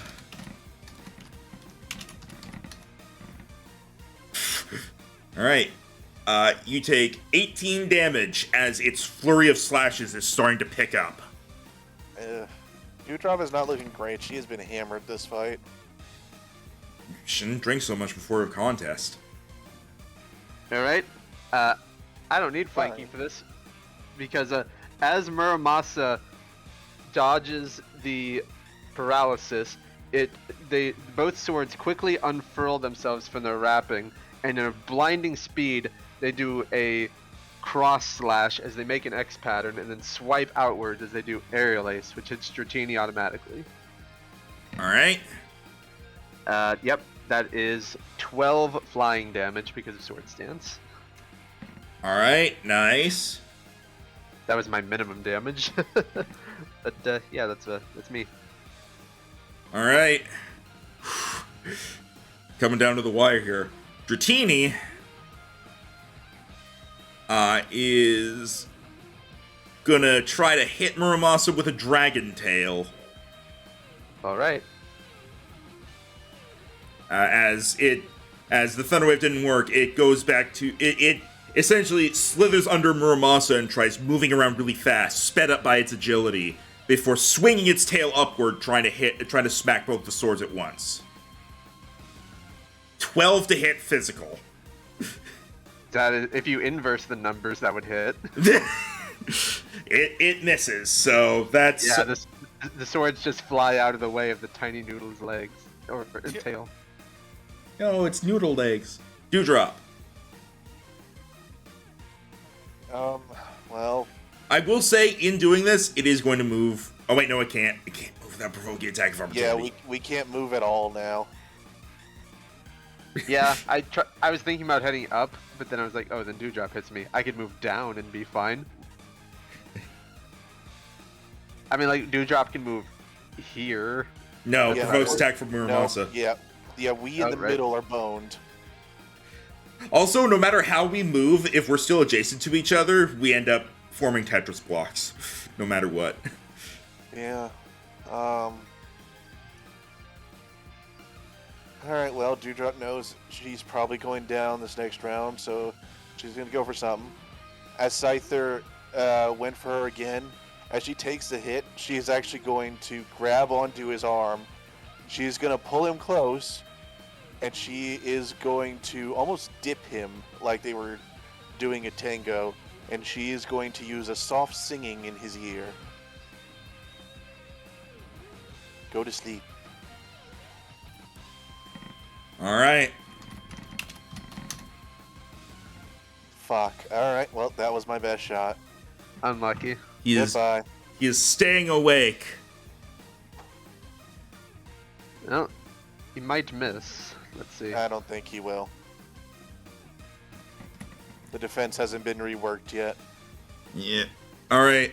Scyther is going in for a third Fury Cutter. It's gonna go for its gonna kind of finish off its flurry of blows. Dewdrop is readying herself to be a drama queen about this finisher. Alright. That definitely hits. And as a third Fury Cutter in a row, just 3d6 plus stab. Yep. Wow. 24 damage. Holy shit, she's up with 1 point. Oh wow. I thought you had like way less. You seemed so confident you were going down. I thought you were in like the tens. As Scyther finishes off its flurry of blows, it slashes and like it does like the anime thing of doing the slash and then freezing in place, and then he would like put the sword back in its sheath, but he doesn't have that, so he just kind of stands up normally as Dewdrop barely catches herself from falling over completely. Okay, with everything going on, I'm gonna do one thing. Let's see.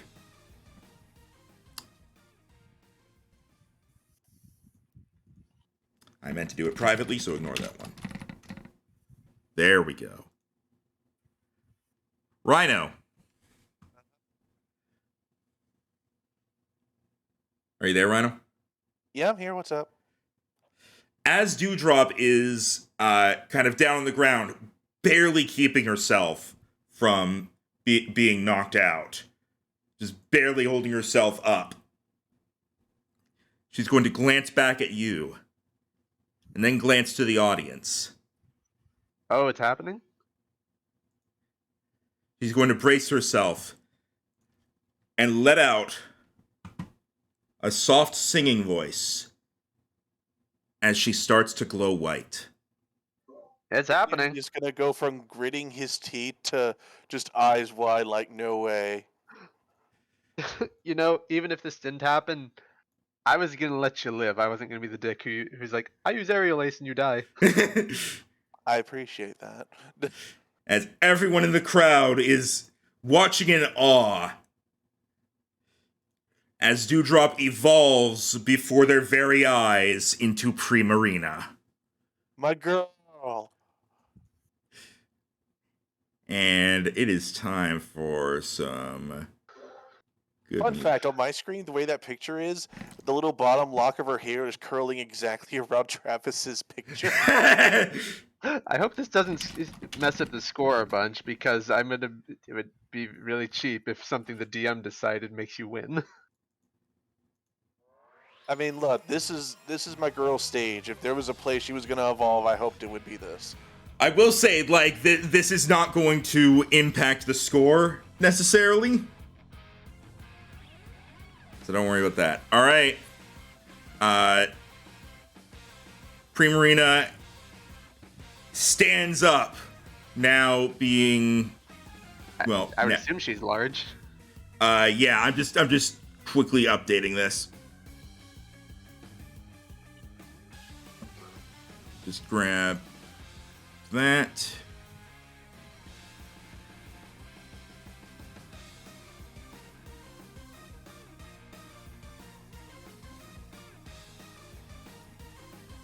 Yeah, here's the thing. Starter evolutions are gonna be good. Appreciate that. All right. Jero choosing a starter who doesn't fully evolve until 50. That means he gets to be even more dramatic. All right.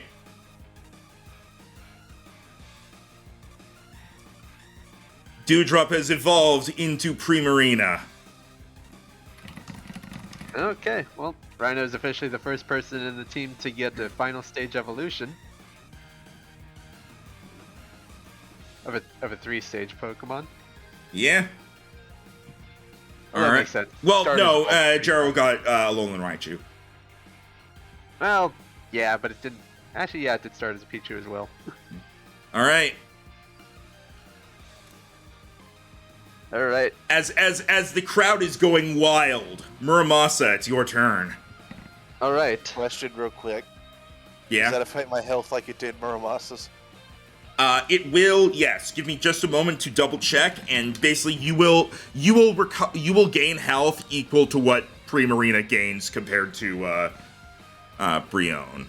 So. Well, the good news is you're now neutral to steel damage. Hooray. Let's see. Okay, so. All right, so that's 5 plus 5, 25. But Muramasa sees that Dewdrop. He's actually just a bit awestruck at the performance, and he wants to see what this final evolution can do. So he stays focused on the Dratini, as one sash from one of the swords grabs the other by the hilt and swings him around faster and faster in a circle, and then uses him like a club to smack Dratini with Iron Head. There's what you recovered. Okay. I hope that hits. A 13 to hit Dratini. 13 on Dratini, that hits. Okay, that is 17 steel damage. And once the sword lets the other one go, the two blades look at Primarina.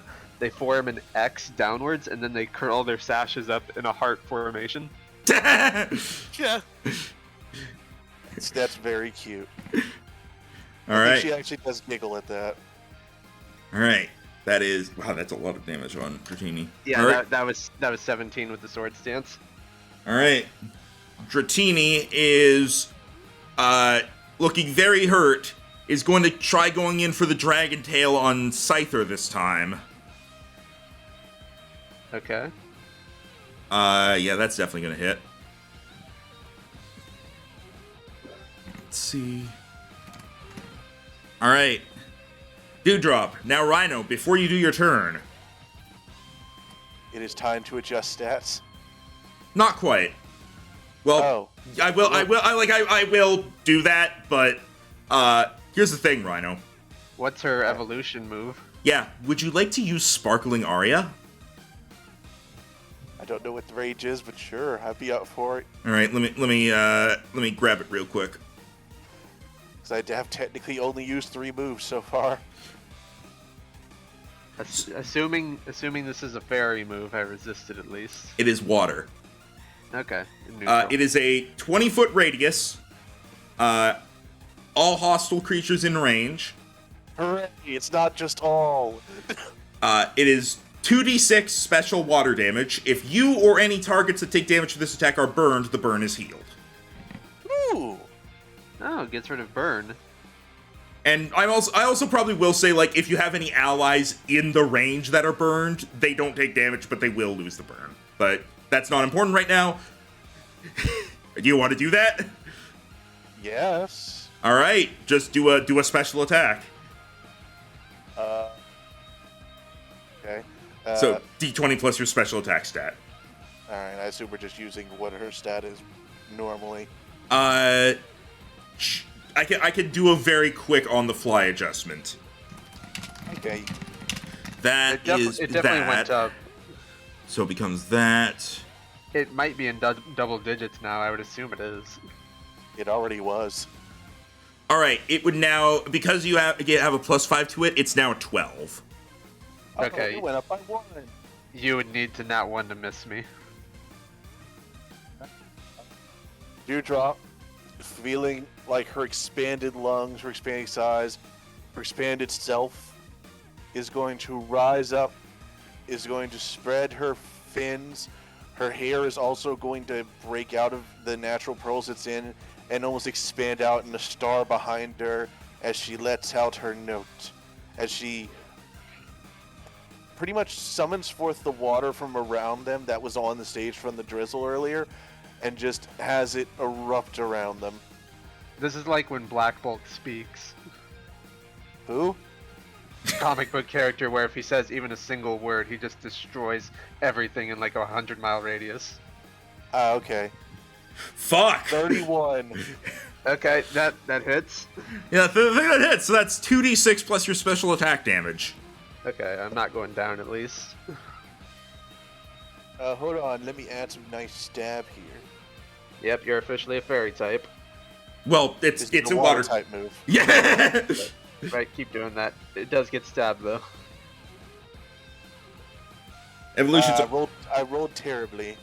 Evolutions are unfair advantages in contests. You can plan them out. This was absolutely not planned out. Yeah, trust me, I didn't think this would happen. Yeah, the reason this happened is because like his rolls from earlier stuff were extremely good. So I was and his Pokemon was so close to leveling up to evolve anyway that I basically said to myself, all right, if something really good happens, he will get an evolution. And surviving on 1 hit point is one of those things. yeah, that's also why I rolled a D100, like ignoring the public one. I did a private one and it was a 72, so I was like, that's high enough. He can have it. Alright, so 19 water damage to you, Demagios, to both my Okay. opponents. All right. Well, he might be... Dratini's gonna get finished off here no matter what. One of us is gonna do it. You say that. The buzzer is called. Ah, that was the end of that round. Oh, It's been 10 rounds already. Huh. No. Someone hit 100 points.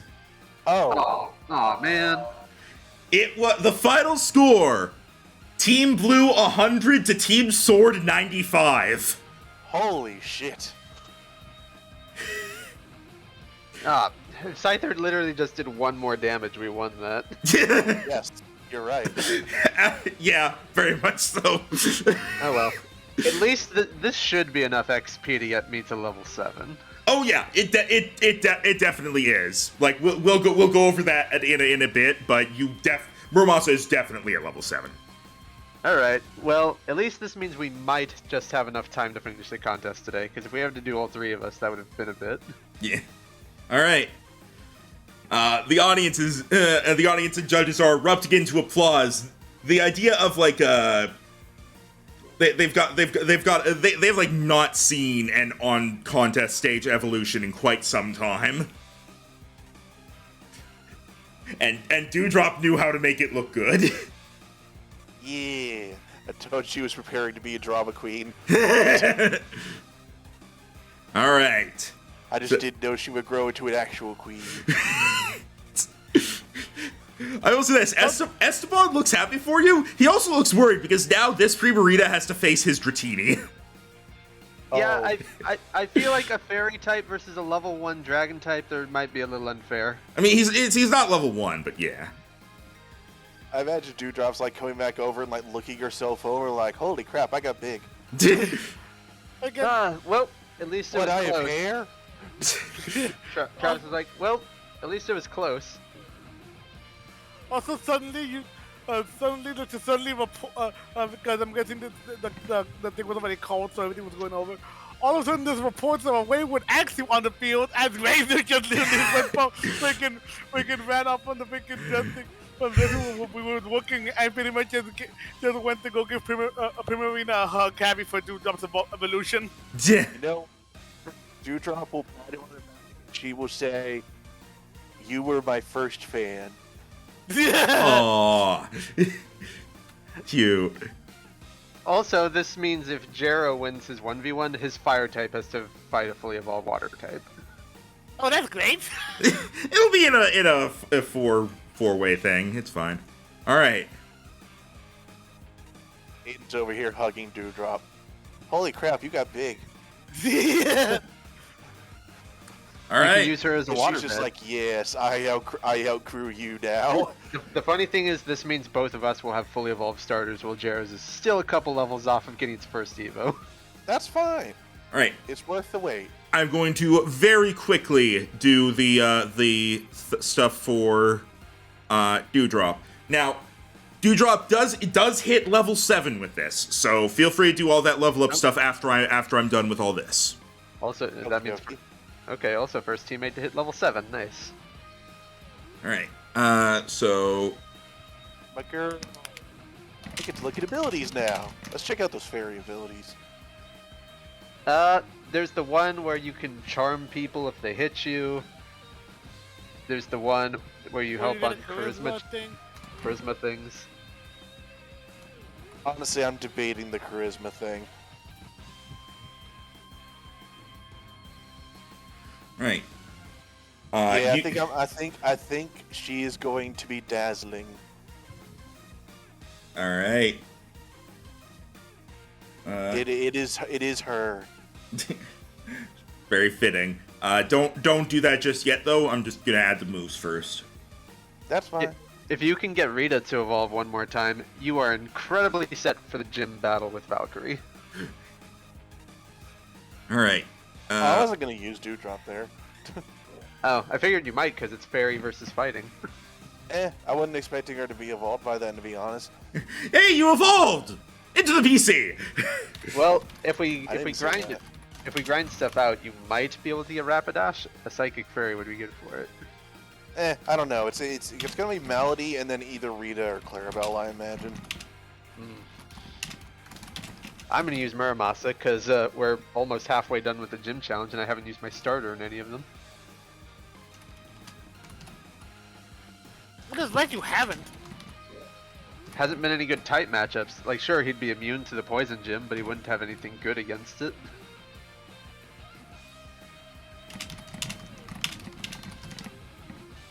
Yeah, but not being able to be super hit by Finish Shock probably would have been useful. Yeah, Alright. and also, as we're finding out, having a 20 AC is really strong. And you also get this as your level up move.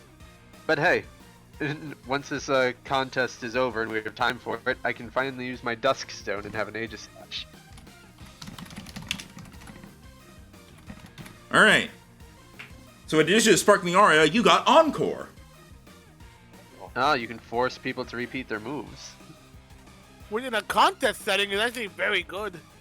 Yeah, I'm sorry, sir, but now you're being boring. All right. Yeah, like if Dratini ever decides to use agility against you, okay, Encore, you can't hit me now. All right.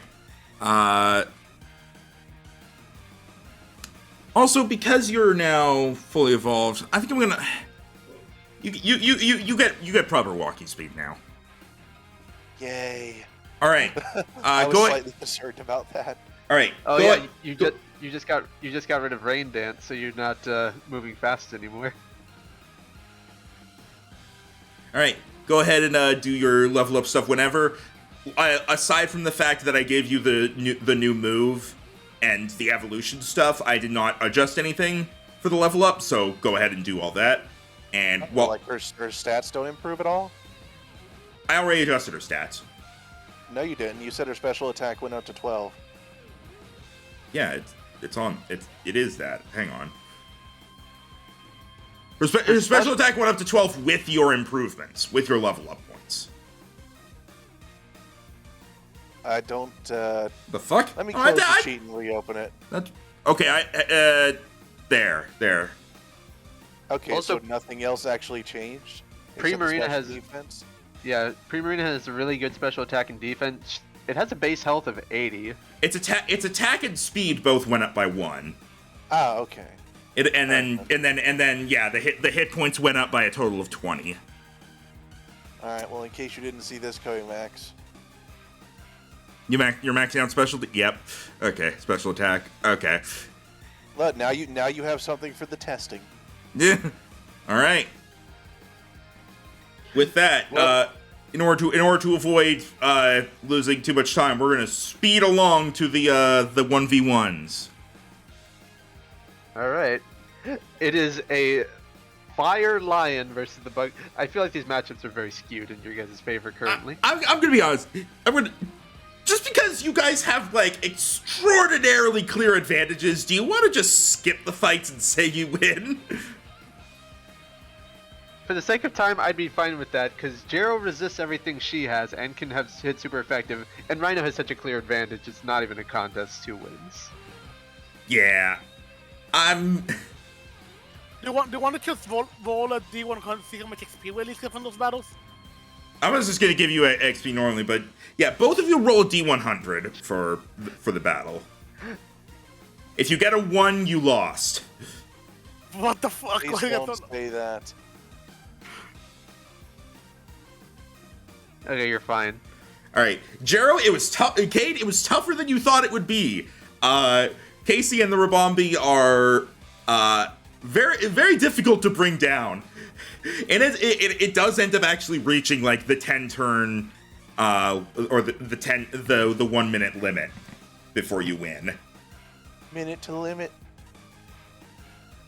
I mean, it's good experience, and it was a good experience, and also goes to show making that contests are more different than battles. Yeah. And Aiden, you faced Esteban and his Dratini. Esteban and Dratini seemed to know they were going to lose, so they just kind of used flashy moves the whole time and showed off, and then eventually they were taken down. It's fine. All right. So with that, you two are advancing. And who are the other two in this round in this freaking 4-way battle? Well, let's find out. Both of you, please roll a d4. Oh boy.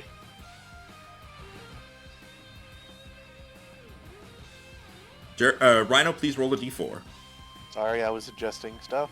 The ironic thing is the Stunfisk guy has stuff that's super effective against both of you.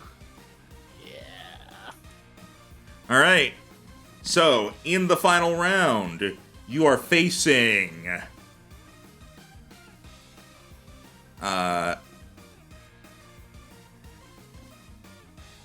Bernard and his Simisear Algernon, Him again.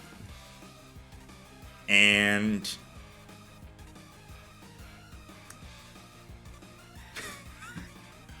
Did he really? Did he make it to the finals this time? He did before, remember? Did he? Yes, making the whole thing. Admittedly, I was focusing on my drama with the Grimer. Yeah, but remember with the whole thing between him and Razor? all right. Here's the opponents, guys. God damn it! I want you guys to imagine something. Imagine Primarima coming onto the field, looking fancy as always. She sees her opponents, and there's just a glint in her eye. Oh God. Did her clothes rip when she evolved?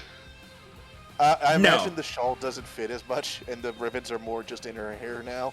The ribbons are just in her hair, and the shawl, like when she evolved, sort of became like a It could be like a sash. like a sash. Yeah. Yeah, it's not as swooshy as it were because she is too big for it now. Do we heal for this? Yes, We do. you are because this is actually on a new day, so you actually Okay. could do a downtime day if you. But Bruh. Rhino has a super hard hitting AoE water attack versus a ground and 2 fires. Ah! Look, it's Me, my kitty. Yeah. Just spoon feeding Rhino a win here. My girl wanted her victory. for the record. It was a random roll for who we could end up against. And to be fair, the Stunfisk has electric moves, but it was a random roll because you guys rolled a d4 to see who actually got through. There are other options it could have been. I gotta be honest. Which of us vote for the Stunfisk? It was Rhino. The Stunfisk was the 2. Bernard and the Simisear was the 1. And just because you probably I'm not unhappy that the Stunfisk made it. and then out of the other two, the other 2 that remained were Oswald and his shiny phalanx. Oh, the failing. Damn it. And What who was up? Reese's Puffs. that would have been number 3, and then Hawk and his Dodrio were number 4. Meh. Wow, fuck you, I guess. Reese's Puffs. I'm so upset. want his Reese's theme Puffs. song. Reese's Puffs. I'm so Reese's upset. Puffs. I wanted to see that one in here. Damn it. Oh, don't worry, he'll definitely show up in a later contest. Yay! Well, I'm a bit bummed out that I have to miss out on the final fight, but at least I won the cooking festival, and Rhino's been wanting this for a long time. I also will say, like, you can use, like, the day that they're doing the contest, even though I imagine you'll watch the contest, you can use it as a downtime day. So you can figure out, like, what you're gonna do for that. There is also the downtime day before the final round, but let's just keep the momentum going and get this done first. Okay. Okay, we'll bank that. Yeah. I think I'm pretty sure what I want to do. All right. I know what music I want. Like, I already know it. I just gotta grab it. Yeah. Also, there's a pretty good chance that you're gonna win this, but I don't think I'm gonna make it easy on you, Aiden. Aiden says, "I wouldn't have it any other way." All right. I don't think she'd let you forget it if you made it easy either. I had a feeling. Roll for initiative, everybody. I like your sick guitar riff song. Thank you. It's The so one good. downside to Pre-Marina is that she is still very slow, even fully evolved. Well, That's fine. she has normal speed now. Now that she's fully evolved, she has a regular walking Hey, speed. hey, double eights! I got a bonus. Yeah, you get to go before me. Yeah, there you go. All right. She's warming up. I'm interested to see what TM we're gonna get for this. Yeah, I'm curious whenever I go back and try and beat the other contest, if we get a different TM. It would have just been the same TM, I think. So you just won't get one.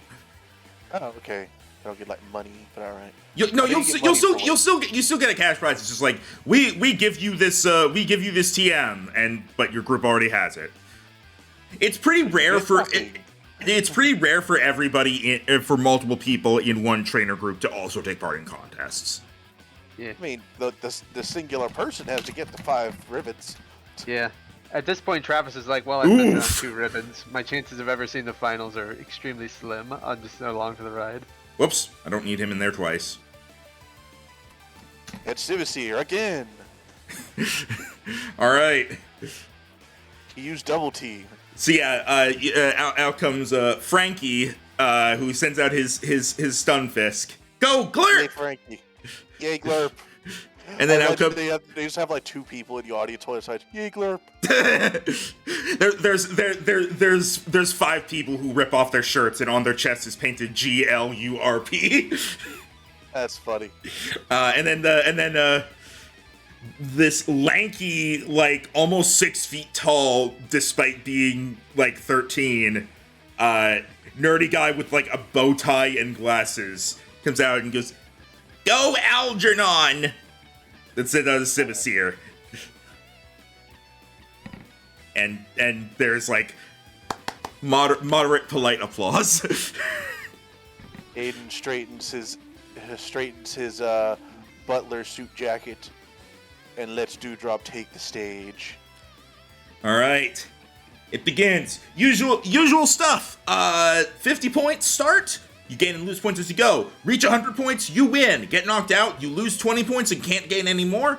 Person with the most points at the end of 10 turns, or whoever reaches 100 points first, wins. And sorry, loses 10 points if you get knocked out and can't earn any more.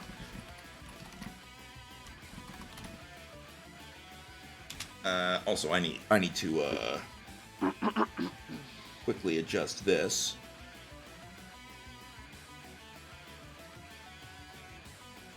I need to adjust the overlay for. At least we don't need to go through the hassles of the 1v1s because it was very obvious how they were gonna go. Yeah, it was incredible. Like I was not gonna have them go.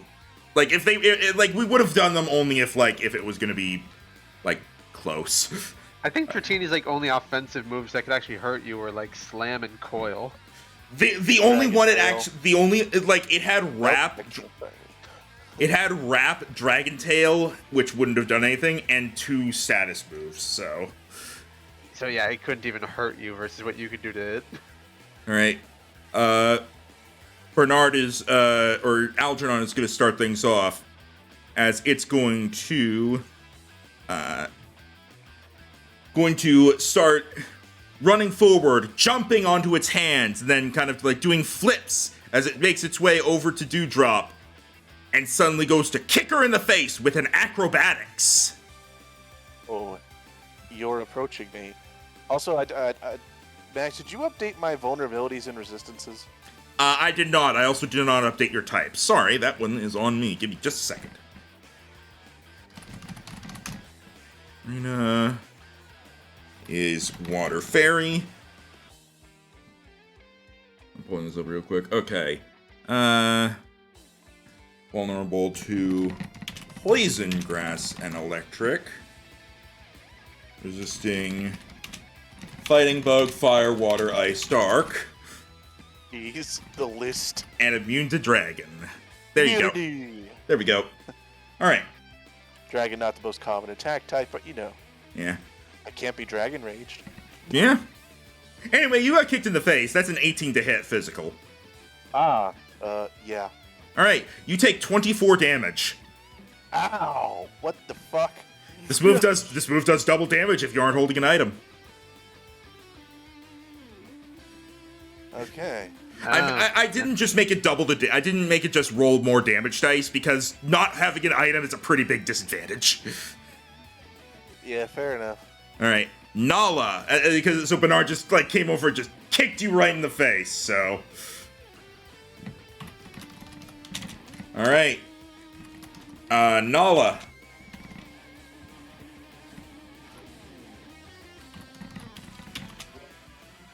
Jero, okay. Yeah, no, I know. I'm deciding what to do. Oh, give me a second, please.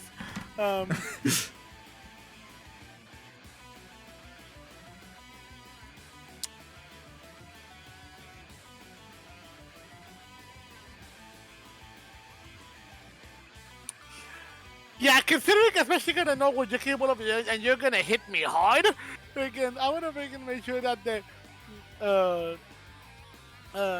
that they can't go, that it can hurt as badly. So hold on, let me go to the. Okay, you need to move like around. I say here, should get. No, you can. Bah. There's no way you're close enough for me to do the. I'm gonna wait till later for that one then. If it's a 10-foot radius and you go here, you can hit all of us. Oh, in that case, yes. I wasn't sure I could have that. But yeah, and so pretty much try to make a stand. Also try to do try to show off as best she can. Nala go making. As it runs toward the center of you, it engulfs itself a bit in the flickering fires of ember, and once it reaches the center where you all could hear, it just lets out a loud noble roar with the fire flickering all about it. Oh, didn't mean to click it twice. My bad. Again. It roars twice. No. Pretty much using the axe of the fire and everything to try to make it.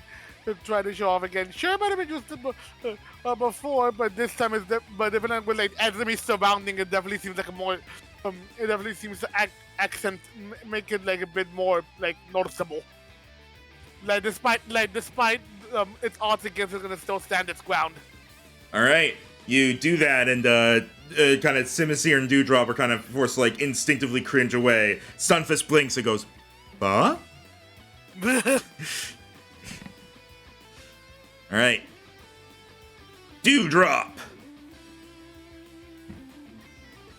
You've just been kicked in the face. What do you do now?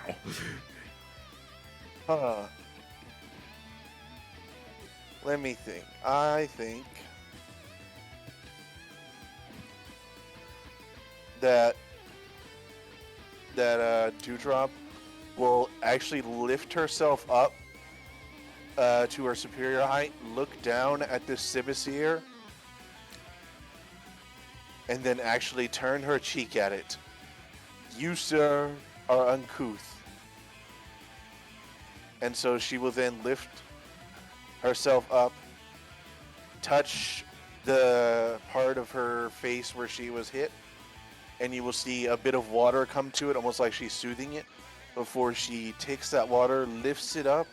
As she starts to ring out a note, the water comes from that, coalesces into an orb above her, before she spreads her fins and lets it all burst outward from her, as if using her pain to fuel it, as I will use Sparkling Aria. All right. I think that gets everybody, so. It does. All right. Roll to hit. 27. Okay, yeah, that'll hit. Yeah. And I believe you're all super affected by this. Yep, so roll another 2d6. Yeah, I don't. 34 damage. Jesus. Oh, cool. That means I actually got over 100 damage that round. You said 37? 34. 34. God. Now I was like almost out after that. Buh. Alright, the Simisear is also like, while Dewdrop is doing like the drama thing of how dare you, Simisear is like kind of bouncing around like, yeah, come on, do it, come on, hit me, come on, let's do it, come on. He does like his spunk. Alright, Stunfisk. Stunfisk is going to, or sorry, Glurp, must use his proper name. Glurp is going to,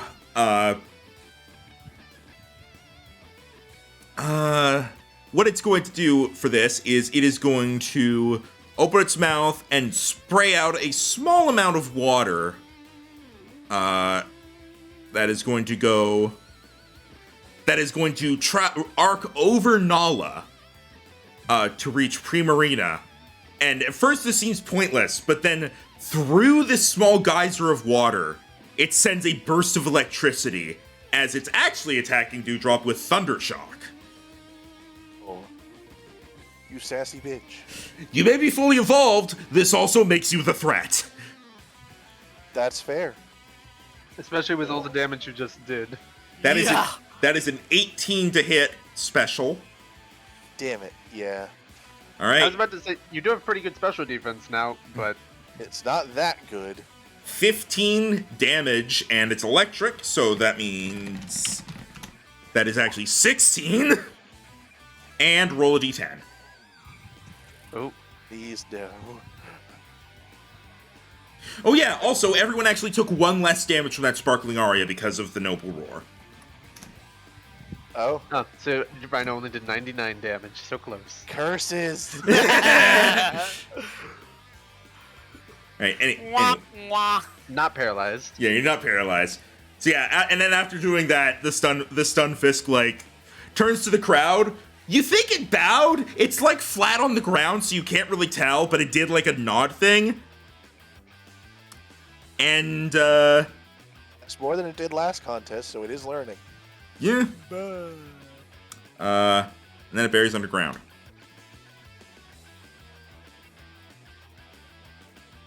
Huh. Only 10 feet, actually. So it is with 10 feet. It is now out of range of like the AOE's and such to some extent. Bernard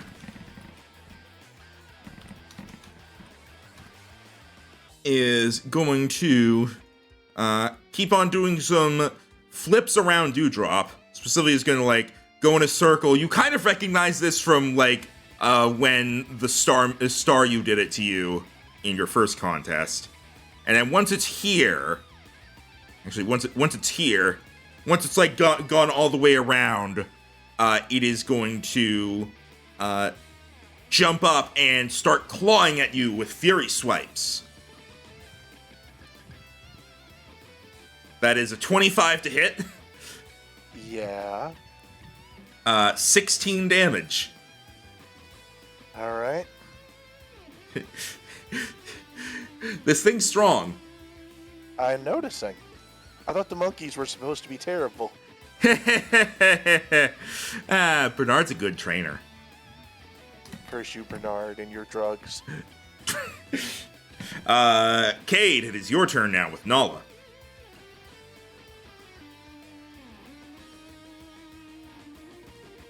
From somewhere under the floorboards, you hear.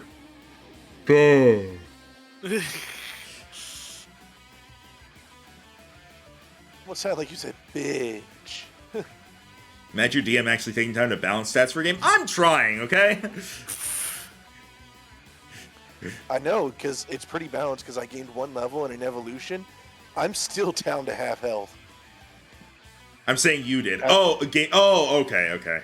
All right, Cade. Just checking something real quick.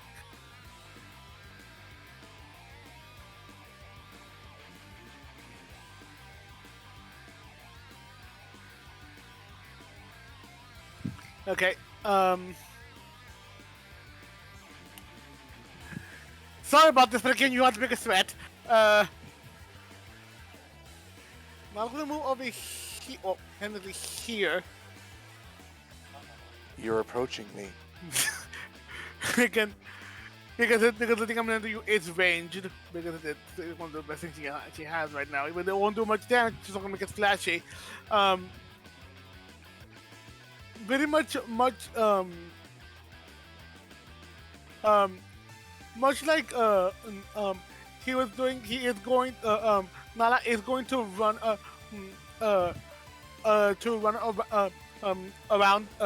Around Dewdrop, pretty much doing the same. But as she's doing so, she keeps letting out like little puffs of ember over and over, almost as if gathering it around herself while also surrounding both Simisear and Dewdrop. And as it all seems like gathered around her, almost like a cloak of fire, she lets it all. She stands directly in front of Dewdrop as it all gathers forward, as she just bursts it all forward and into almost like an energized full body ember as it reaches towards Dewdrop. All right. Pre-Marine to Litleo. You're approaching me? Litleo. No, actually, I went around you. Are you paying attention? Oh, I don't think that hits. That is a miss. As Dewdrop sees the fire coming and actually flicks her hair in front of herself to intercept it. Nice. All right. I was gonna re-roll, but all right. Oh. Oh, well, if you want to, go ahead. Because you cut me off before I even said I could re-roll it. I'm sorry, I'm in contest mode. And I'm gonna try one more for the re-roll. Let's see if that works better. All right. Ooh, there we go. That hits. So you block it with your hair, but then Nala sends another stream at you, the first one having just been a distraction. pretty much you see that Alright. even after that hit that she took, she's definitely still like able to keep going. Like she really wants to try to win this, even though she knows it's a losing battle. So you just so pretty much just as the flame is bursting forward, you just see like the light of the ember pretty much just glowing, like pretty much like enveloping her in that, and like its glow, even just the light glittering off the crown on her head. All right. It does with do a little less damage because water type. Yep. It was with the subtractions. It's 14 damage, and roll a d10.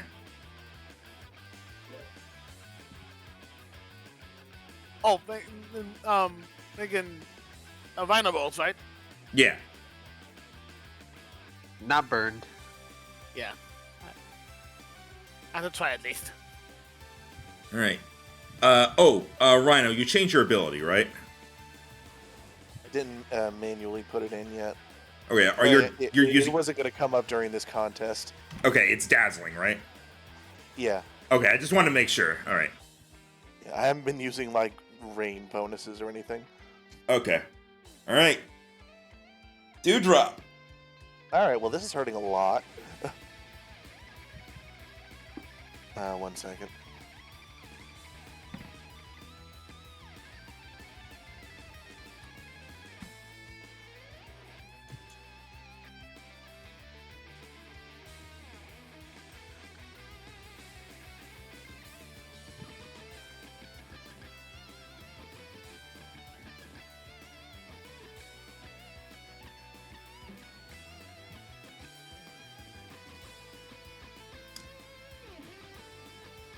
We got this cool music.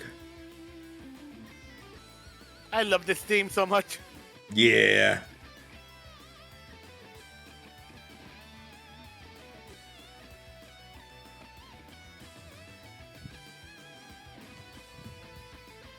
All right. Back. Sorry about that. Discussing what to do with the dog. All right. So, Dewdrop is going to look around at these two foes squaring up against her, and she is going to smile and dip her head like, "Very well, I will take you seriously, as you have earned." She is going to move back, and you will see her reach up to the pearls in her hair. She will pull them out and stow them somewhere. Don't worry about it. As her hair just starts to flow freely, you'll notice it goes down and just sort of dips itself into the water that's on the stage from her last attack. And then both of you will start to feel something. As the water, as her hair, almost with a mind of its own, starts swishing through the water, and you feel waves start to form in the water that you're standing in as they start to get higher and higher and higher before she smiles once more, and it has a bit more point to it as her hair rises up and seems to pull all the water with it as she draws you in before flinging you back outwards as she used surf. Oh. Jiro, I don't know if you're going to know this reference. Namiel.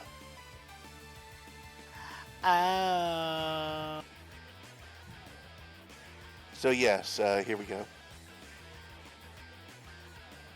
25 Yeah, that'll hit both, I'm pretty sure. Yep. for 32. minus 1, so 31 damage to both of you. How much was that again? 31. 31. So 30. No, that's 31 after the minus. Oh.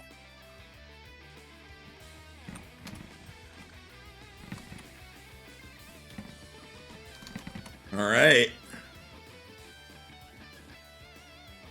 My girl, my queen, will become a goddess. All right. Stunfisk is going to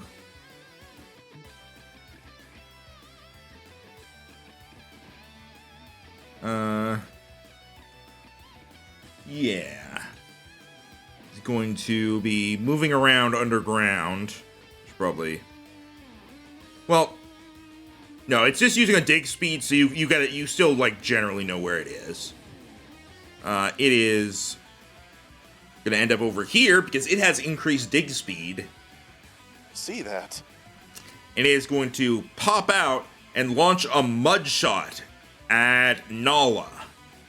Why me? How does it dig if it's all wood? With splinters. How does a Goldeen float in the air? Now the real question is, how does a Diglett hat? Yeah, you know what? Yeah, how does a Diglett do pretty much anything? All right. And wha-bam! That is that one. Oh, thank Hey, God. miss. no. As it misses, and it jumps out of the ground to spit that at you. It kind of floats in the air for a moment and blinks, goes, and then falls back underground. That felt like just trying to get you out because you're the weak one. Yeah, and Rude. they lost points for that miss. All right, back to Bernard. Bernard is. Hello, my little feisty monkey. Whoo! Whoo! Woo-ha! It's gonna go for flipping around some more, and then it's going to go for a kick at your head, except it's going to pull itself back with its arm, and is instead going to spin around using its arm as a pivot and go to kick you in the side instead. Still using acrobatics. No, my ribs. 18 to hit, physical. Yeah. 20 damage. Ow. Sorry? 18 damage because of the -1 thing. Or would it be 19? Wouldn't Yeah. it just be 19 because 20 minus 1? Yeah, I was originally doing like the 10 minus 1 and then that gets doubled. So yeah, it's 19. But anyway, having done that, it is now Nala's turn. You know, out of all of the elemental monkeys, Simisear is my least favorite because it's just worse than Fernape. I specifically tried to choose the Pokemon you guys would hate the most for this guy. Alright, Nala. That you're still around. Like after that serve, like Nala's like very much like like hurt, and but despite it all, she's still gonna keep going until it's over. So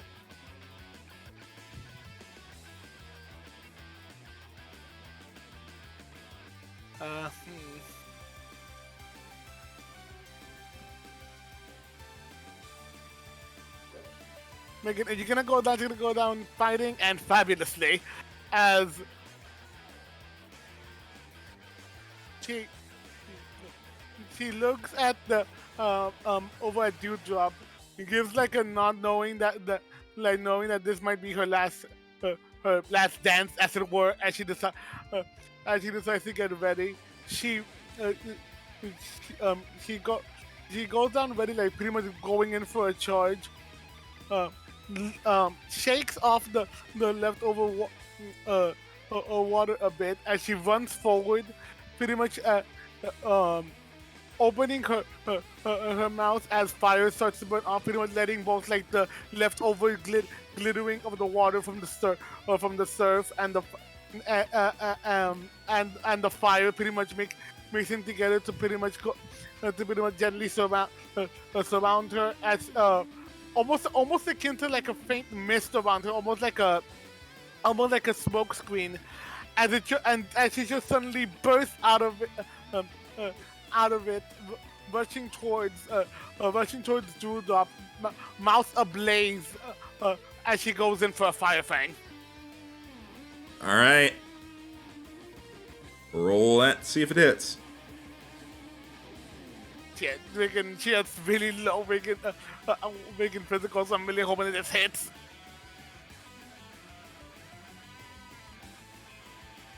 That's No. not gonna hit. No. Your inspiration was already used, so You go Yeah. for the dive, and Dewdrop kind of just does like a little lean out of the way. Unless Rhino wants to add flavor to it, but Dewdrop will sort of see you Ew, don't coming, touch me, peasant. and will actually almost scoop you up, and then hold you and pet you. She's kind of belittling you, but she's being nice about it. and hey, it's Dewdrop's turn. The funny thing is, I still have my inspiration, but I'm not going to help either of you. That's fine. I still have mine. Oh yeah, Mister, I have a plus 13 in everything. Look, my girl is here to attack. She'll be a pretty decent tank once I start speccing her into that. At least specially. Anyways, it's time for this. Let's see. What do we want to do here? Let me check the type chart.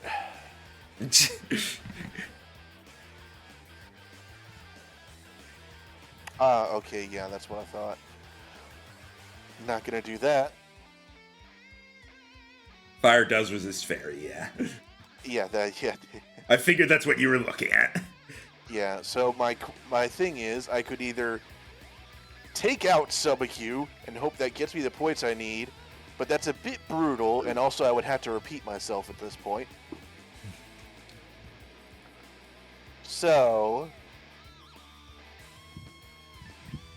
I think what she would do...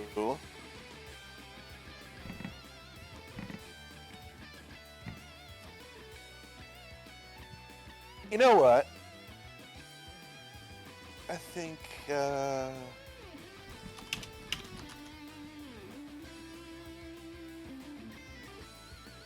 I think she's gonna hold on to Nala, Oh no. and she is going to pet them as if they are a prize friend, because they are, and she is going to look down to the spunky monkey, and she is going to say, "I think you need to calm down," and she is going to, almost in time with how she's petting Nala, as her hair starts swaying behind her, almost hypnotically back and forth, as the waves on the ground that are drained a bit by the hole that someone made this stage, almost do like a ship rocking motion, as she uses Sing on what the fuck's his name? Alberto? Algernon. Algernon. Yeah, she's going to use Sing on Algernon, because he needs to calm down. He refuses. Fuck. Damn it. Calm down, sir. He keeps jumping around. Ooh, sim it. Well, I tried not to just bulldoze the shit out of all of you, so we'll see if it pays off. All right. And then, seeing as it doesn't work, she's going to sigh and set Nala down.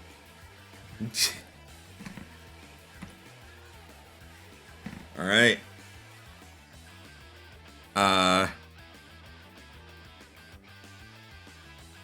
From beneath the ground. Oh no, it's bigger jaws. Ba ba ba ba ba ba ba ba ba ba. I think he missed his cue. Oh, There it is. He's gonna pop out, and he's going to pop out, sort of doing like a little front flip as he kind of rotates forward, spewing out mud whenever he's facing Algernon, as he uses mud shot on him. This is going to be at disadvantage because of the range. Holy fuck! What? Did he quit? I'm just gonna screenshot this real quick. Did he double that 20? He may have. Oh, wow.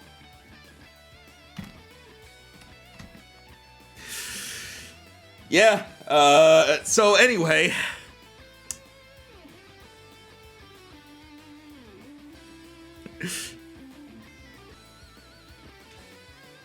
Alright. With that crit, that is... So that means the super effective damage is also doubled, so that's going to be another 2d8. So that becomes... We did decide that criticals on super effective hits Yes. double the super effective dice as well? Yes. So that's 36 damage. Wow. Is that monkey still up? Yes. Oh, wow. I think he has more HP than me then. His movement speed is cut in half until the end of his next turn, though. Yeah, because with that, I believe that's exactly 100 damage that monkey has taken. I'm surprised you were keeping up with the math, but yes. Looking at base stats, Simisear's health total is actually 5 below Primarina's. Yeah, we'll see. You don't know the levels of these Pokemon. True, but I can't imagine they're higher than 7. We'll see.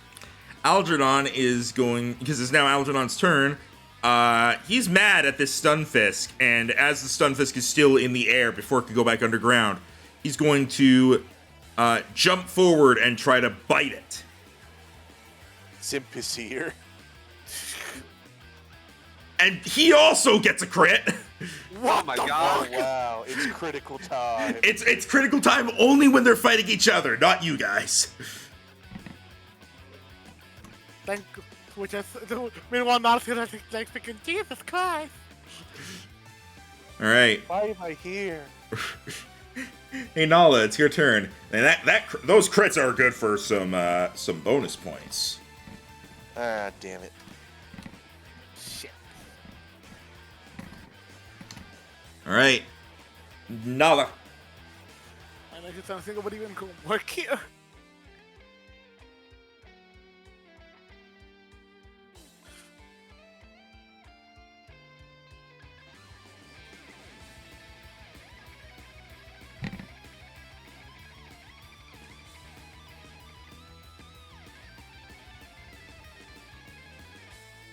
Also, Tim, when you were like, "Ew, you have a plus 13 hit," that is all she can ever get. Would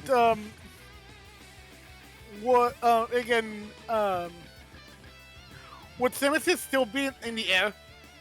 No. Simisear was never in the air. No, but I don't want in the air to knock the freaking He down. charged at Stunfisk to bite him, but they're like still on ground level. Oh, okay.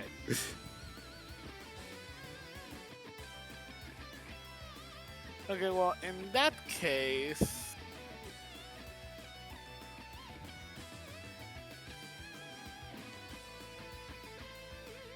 To...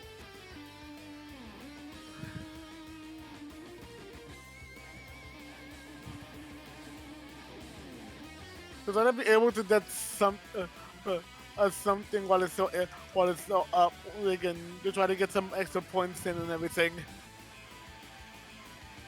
It's going to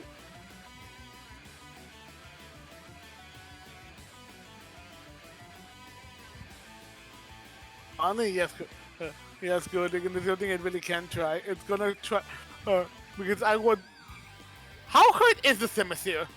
It's looking pretty bad. I think everybody's looking pretty bad at this point. Stunfisk looks fine. What the fuck?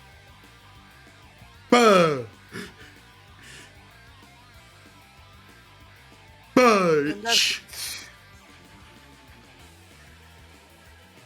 He tries to flip you off, but he doesn't have fingers. How dare you? Okay, never mind. We'll try to go for him. Also, Nala right now. I know. Also, you can't actually be there. That square is actually taken up by Primarina. Oh, I didn't even see that. Yeah. That foot is there. I mean, because I think he is in front of me, would be able to. Stunfisk is like Slowpoke. It does not comprehend pain. Only that existence has not killed it yet, and that fuels it to continue its journey. That's interesting. That's a hell of a description. Damn, Thanks, Silver. that makes sense. But yeah, it pretty much is gonna just gonna give like it gives us like not a not a noble roar again, but pretty much just a roar like letting out like all of it the energy that it has like going in for like pretty much trying to muster up all the strength it has left as it goes in for a freaking Glurp would freaking Fire Effect would be immune to Glurp, wouldn't it? No? No? Ground is not immune to fire. Oh, but that's not what it was. I don't know It's why, immune to but electric. electric I knew. It does but, resist. It does. Actually, no, it doesn't resist fire either. Yeah, I mean, it was gonna go again. Like, pretty much letting out like all the energy it has left, going and literally trying to go like a blaze of glory, as it's gonna go in for a pretty much as it's letting the fire go around, it's gonna go in for a headbutt on Glurp. All I don't right. want to do the same thing over and over. So blazing headbutt, go! That will hit Glurp. So pretty much it goes in and it pretty much like headbutts them and then just launch and then just try to like launch him away.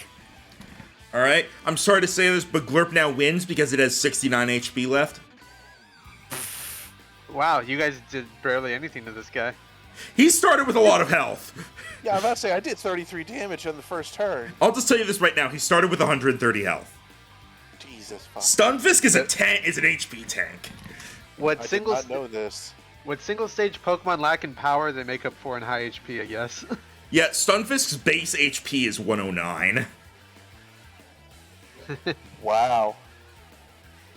The fuck? All right. Dewdrop.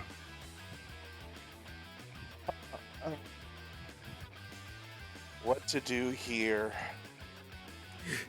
Kill everyone. It is severely tempting.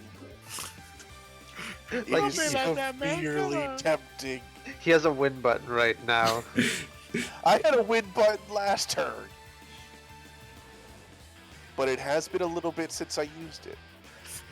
Hey, this is a contest, not a battle. I know, but I would be appropriately dramatic. Drama is important.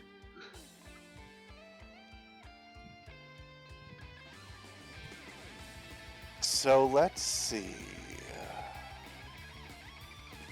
I think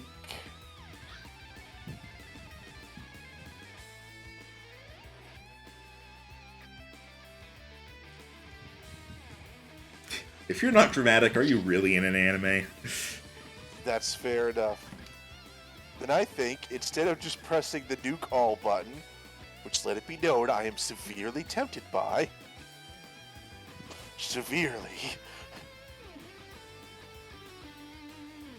I'm gonna see if I can think of a good enough flavor to tempt me to not use it. And I think I may have something.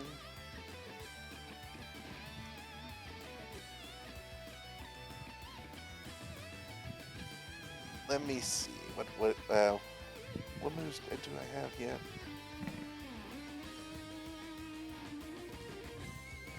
Alright,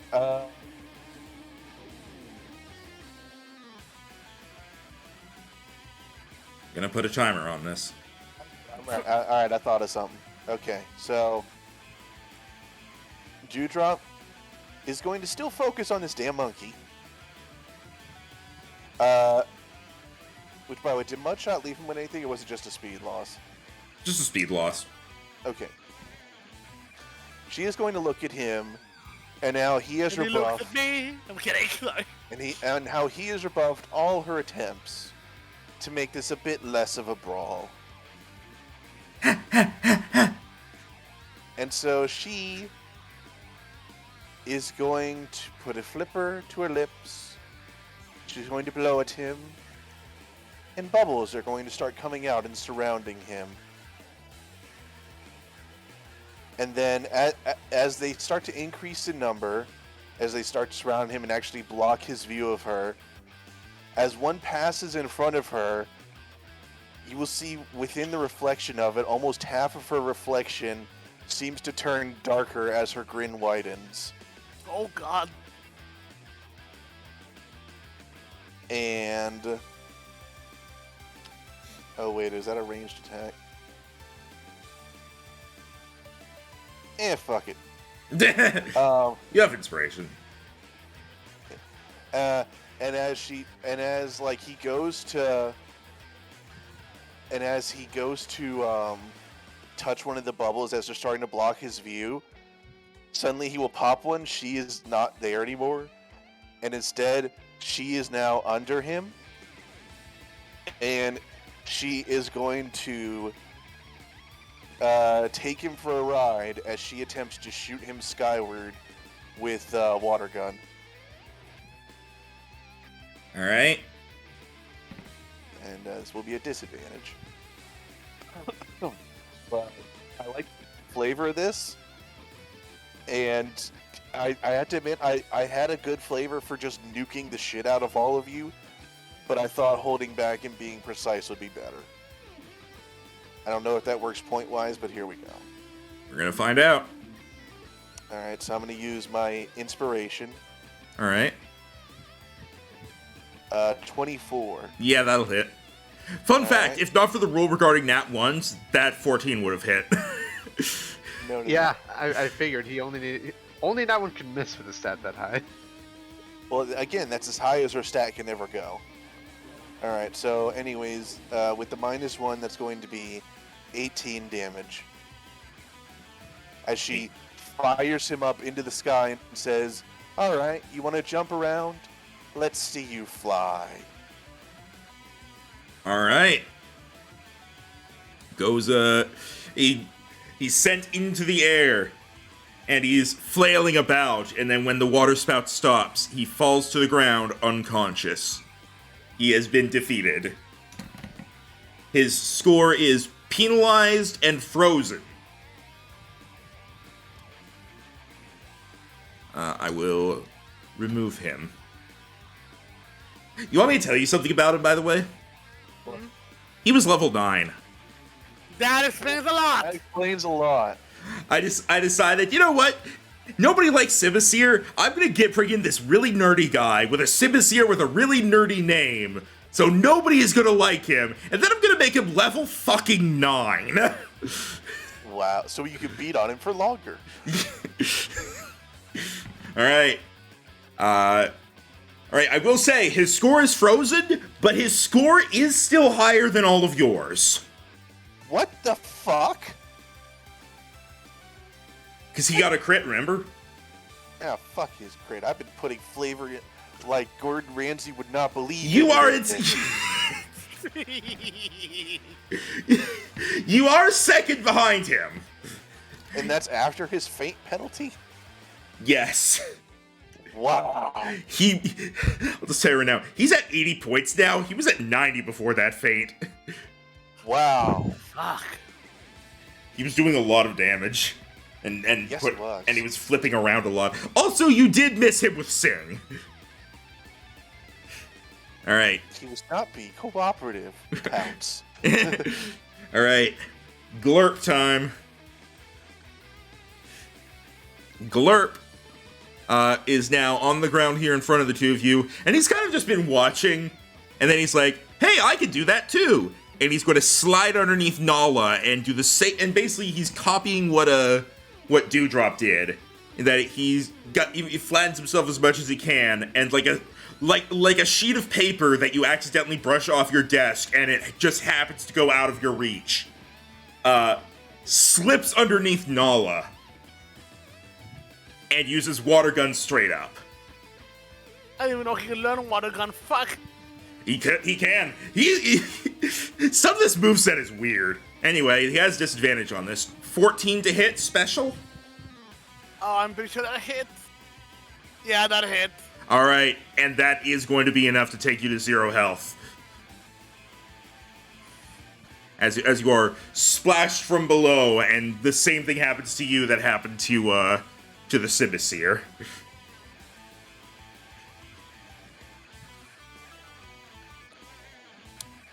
Max, Yeah, that rule you mentioned last session, does not apply to contests. I figured. Sorry. Hey, at least if you were defeated, it was by a Glurp with 69 health. That does not make me feel better. Well, this is looking pretty done.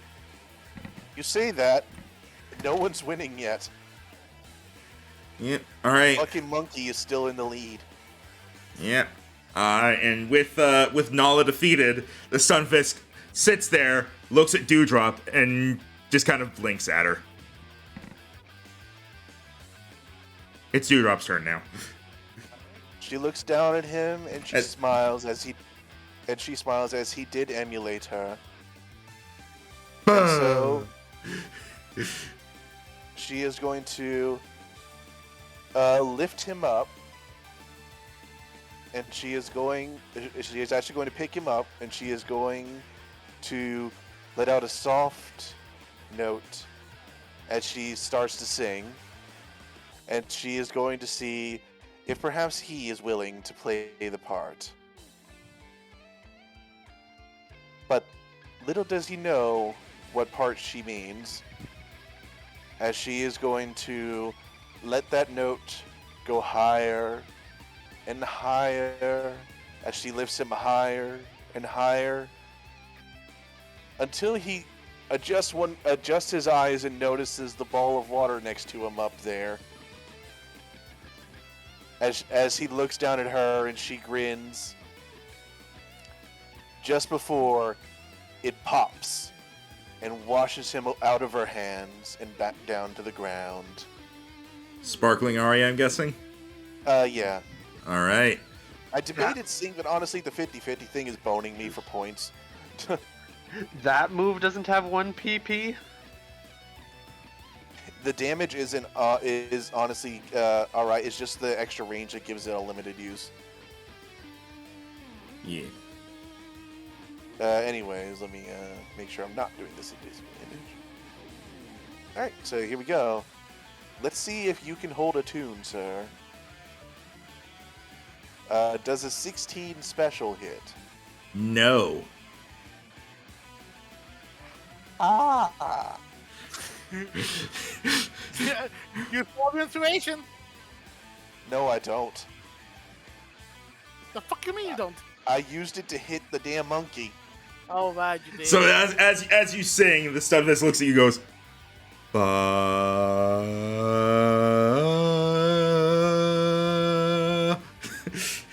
She's actually kind of surprised by this.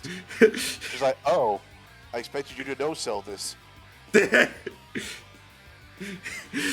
then he kind of the water washes him down to the ground and he is completely unaffected as he lands and does a very flat bow towards her. She actually like puts her fin to her mouth like, "Oh, huh." All right. He bows. He stares at you, and then he uses Thundershock. Well, that's just food.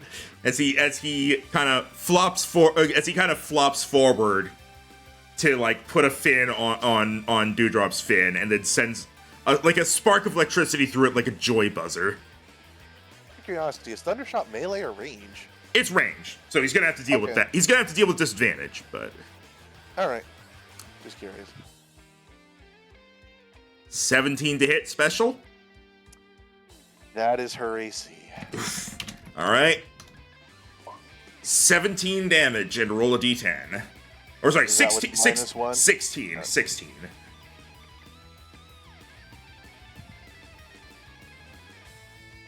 Alright, now I had to move the turn order so I can get to the dice. All right, you're good. Rolling a lot of 7s today. All right, I will say, good. if you glance up, Glurp's score is tied with Bernard's right now. Oh no. For fuck's sake. Whenever you land a hit, that basically if you land a hit, that's 10 points. If you flavored it, or if you land a hit, it's 5 points. If you land a well-flavored hit, it's 10 points. And if you things like misses and status conditions can cause you to lose points. Yeah. I'm getting annoyed. Or at least Dewdrop's getting annoyed because she's like, I want to win. You're not far behind him. You say that when freaking Max said, freaking levels won't matter here. Freaking, I'm considering what the score is right now. Me being lowest level, I'm at last. Zimissier died first. That doesn't matter. It's not my fault he was critting. Alright, so Dewdrop is going to snort at this. And she is going to let her hair out once more. And this time, instead of falling down, it lifts up as she leans into Glurp and almost seems to envelop him in her hair as the water sort of builds around them in almost a cocoon before she unleashes it along the ground. All right. This is Surf, by the way. All right, then. 22. That'll hit, yeah. Alright. Alright, so a total of 30. And that is with the -1. All right, yeah, that is good damage. You are now tied with him and Bernard. Alright. And I'm officially last. It is now on him to miss. Because if he hits me, I'm fucking dead. Well, here's you know what, here's what I'm gonna do. I'm gonna roll to see if he goes for the kill or for style. Alright, he's gonna go for style.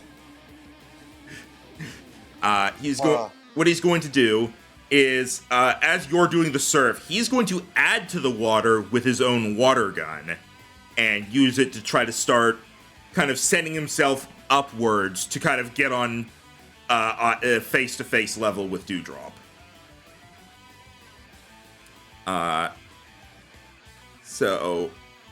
And in doing so, I'm going to say, well, okay, here's what I'm going to do. I'm going to roll a water gun just to see how well he does with this, with bringing himself up.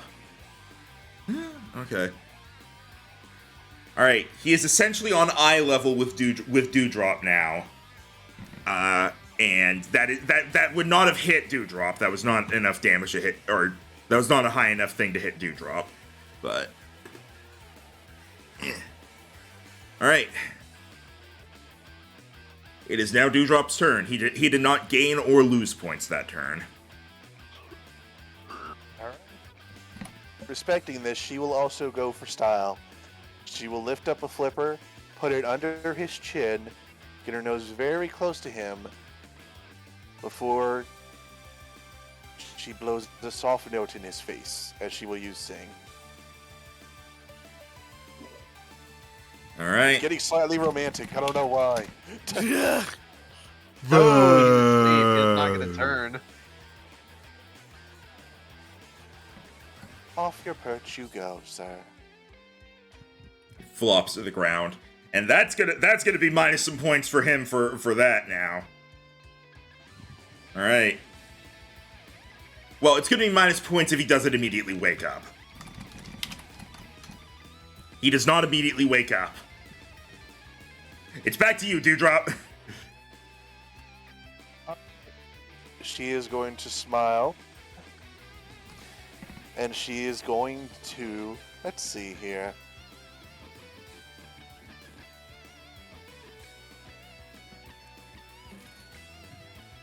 You know, I have an idea. She is going to... gently scoop him over one of the holes he made in the stage. You're gonna fucking bury him? No, I said over. And then she is going to sort of sashay her way over to the front of the stage, where she finds the hole he initially made. She's going to look to the audience and wink before she shoots a water gun down into the hole to where it goes right through it and back up under the Stunfisk. Ooh. Roll a hit. So it's like they don't see him, but if she hits, he'll like spring up behind her. Almost like she was like, watch this. I like it. Roll a hit. 23. Oh yeah, that hits. Roll the extra damage. 1. Okay, so... It cancels out that thing, okay. Yep. So 19. Alright. He is on the geyser behind her, and he is still asleep, as he is essentially being used as like a pool toy, essentially.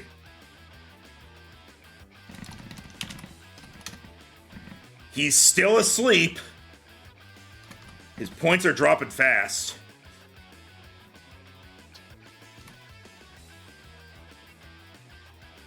Back to Dewdrop. How's he looking? Asleep and weak. It's fair enough. This is also the second to last turn. I figured that. Let's see.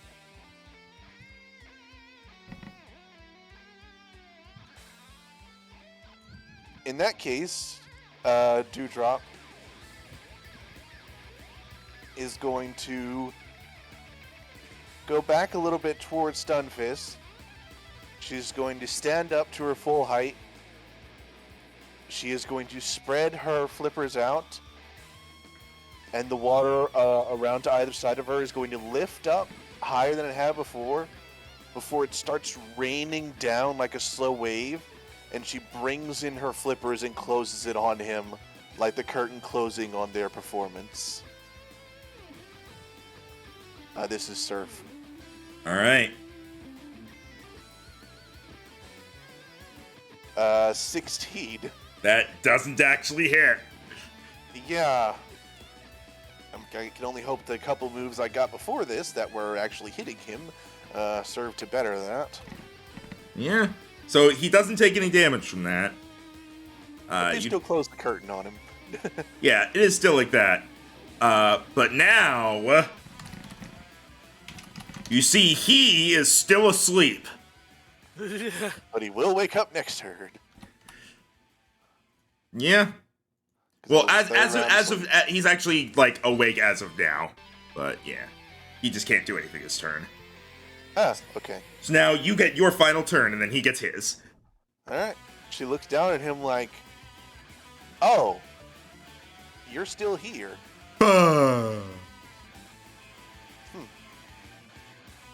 She nods her head, eyes closed. Very well. Then I will send you out on the grandest finale I can imagine, and I hope you do the same. As she goes over to him, she will lean down, she will pat him, and then she will actually scoop him up and hold him in front of her, almost like presenting him to the audience as she does one final sparkling aria as she plays her swan song to either him or her. We'll see. All right. Oh, yeah, that's he dead. Yeah, I think he's going down even without the super effective damage. Yeah. All right. With his defeat, the buzzer is called, as you're the only one left, and the scores are determined. In last place with 40 points is Frankie and his Stunfisk. What? What happened? Because he was asleep for 3 turns and then died. He lost 40 points.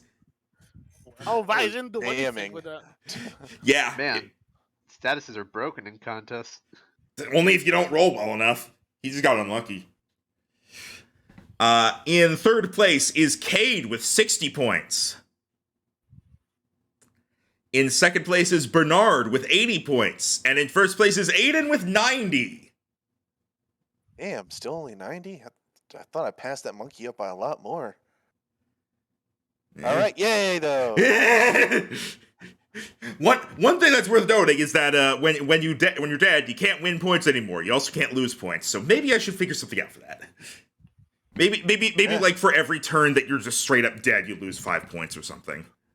I'm not sure. That's up to you how you want to balance that. I thought the rule was if you're the last one standing before the 10 count, you win. You don't win, but I think if you're the last one standing, you will get bonus points. So you would hit 100, but it's not an auto win, because otherwise then it would just be like you can just win the contest through brute force. Yeah, but I feel like there should be something if you manage to take out 3 opponents before 10 rounds. If you're too brutal about it, then if you manage to be the last one standing, you will get bonus points. So you actually reach 100 with that. Yay. Still wonder what the fuck happened with that monkey, but all right. He kept hitting you and he got a crit. Yeah. That's true. That crit got him a lot, I think. Yeah. All right. Let's see. He was sitting on 5 health for like those last 3 turns. I was so scared. Yeah. All right. The contest has come to an end, and the winner is Aiden and Dewdrop. Yeah. And for your prize, you receive... Me double checking the prizes. You receive the Tonolas ribbon for certification of your winning of the city contest. Can you spell Tonolas for me real quick? Tonolas. Okay. You'll also receive, I forget how much money was given last time, so I'm just gonna say you receive $3,000. I think it might have been like 1,500 for the first contest. Yeah. $50,000, you say? Either 1,500 or 2,000. It was one of the two. All right, I'll say How much did Max say? 2,000. You get 2,000. Yay! I can buy the thing before we leave town. And you also receive a TM for flamethrower. No. Go on. Let's hope it's something more useful than U-turn. I mean, U-turn's a good move. We just don't have the good Pokemon to use it. You receive a TM for Breaking Swipe. What? Oh, that's Cyclizar's move. Huh? Wait, is it? That's not a unique move, is it? No, it is. It is not. It is not. It is not. It was a thing like from Sword and Shield onward. Okay. I don't have the TM for it exactly set up, but basically what it does is, it is 1d8 physical dragon damage, but it is a 15-foot cone. It's interesting. Yeah, okay. It is naturally learned by the Axew line, Duraludon, Baxcalibur, Cyclizar, and then some others. So what you're saying is I can learn it early. Yes. According to Bulbapedia, it lowers enemy attack by 1. Does it still do that? Yeah. I didn't write that down because I forgot, but yes, all creatures hit by it will basically do 1 less damage. 1 less physical damage because it only lowers physical attack. Yep. Alright. I will need to... Yep, looking at it, the only Pokemon we have on our team currently that can learn it is Axew. We'll see. I don't know if it came across in the flavor enough, but I was trying to think a little different with Dewdrop at the end there, where it's almost like she had a Sea Witch side to her if she wanted. Oh yeah, I definitely saw that. Nice. Yeah. Looking at it, a lot of Pokemon we get later will be able to learn it, like Kingdra, Tyranitar, Flygon, Salamence. They'll learn it later. Again, but Pseudos and dragons. Yeah. I wonder, could Aerodactyl learn it? No. Rhydon Sorry, can learn you it. must be this Onyx percent can learn dragon. Yeah. Onyx can learn it? Onyx can learn it. Rhydon can learn it. Mew can learn it. Well, you can learn You everything. you can learn everything. That's like Mew's thing. It automatically comes with the learn all HM ability. Pretty much. Heliolisk can learn it. What? Okay. All right. I will get the TM itself set up by next time. All right. That's fine. Just whew.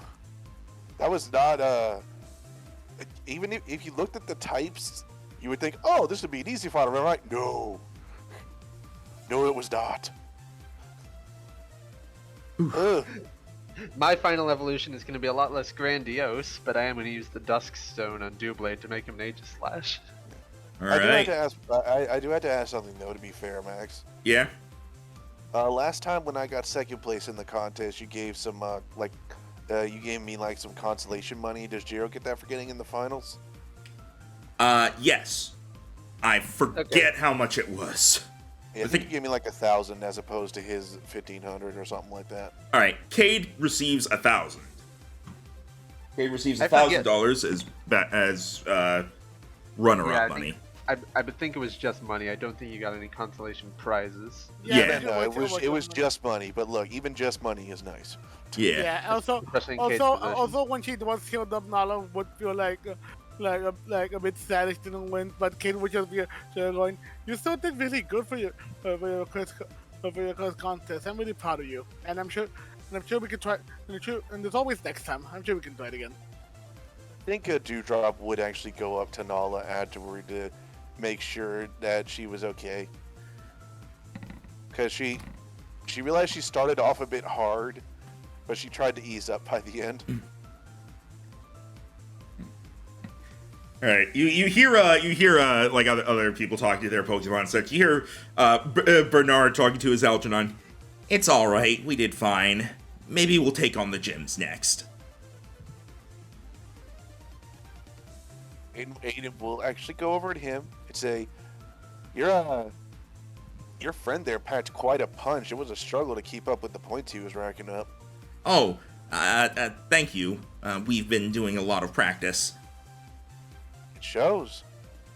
I hope that doesn't mean you'll stop doing this type of thing. You seem like you're doing well. Oh, definitely not. But Algernon here is my only Pokemon, so... Aw. I bet he knows how special he is then. he goes, "See me."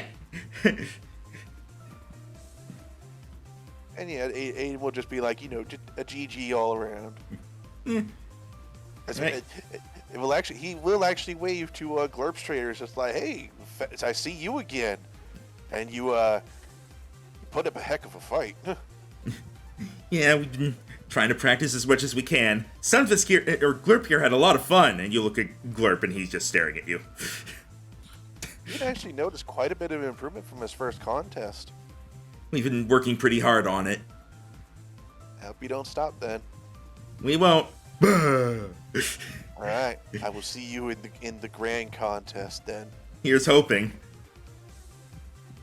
All right. Hey. Friendship.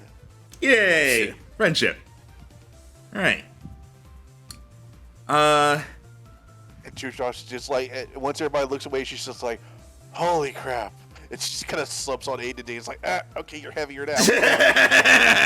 It's like Ash with Bayleaf. I know. All right. Pokemon Center. You Pokemon Center is a good place to just head to at the end of a session. So, Fine by me. I like Creamery having is- the corner seat. Creamerine is lighter than I thought, only 97 pounds. only. It's still a lot compared to the thing he could carry under one arm.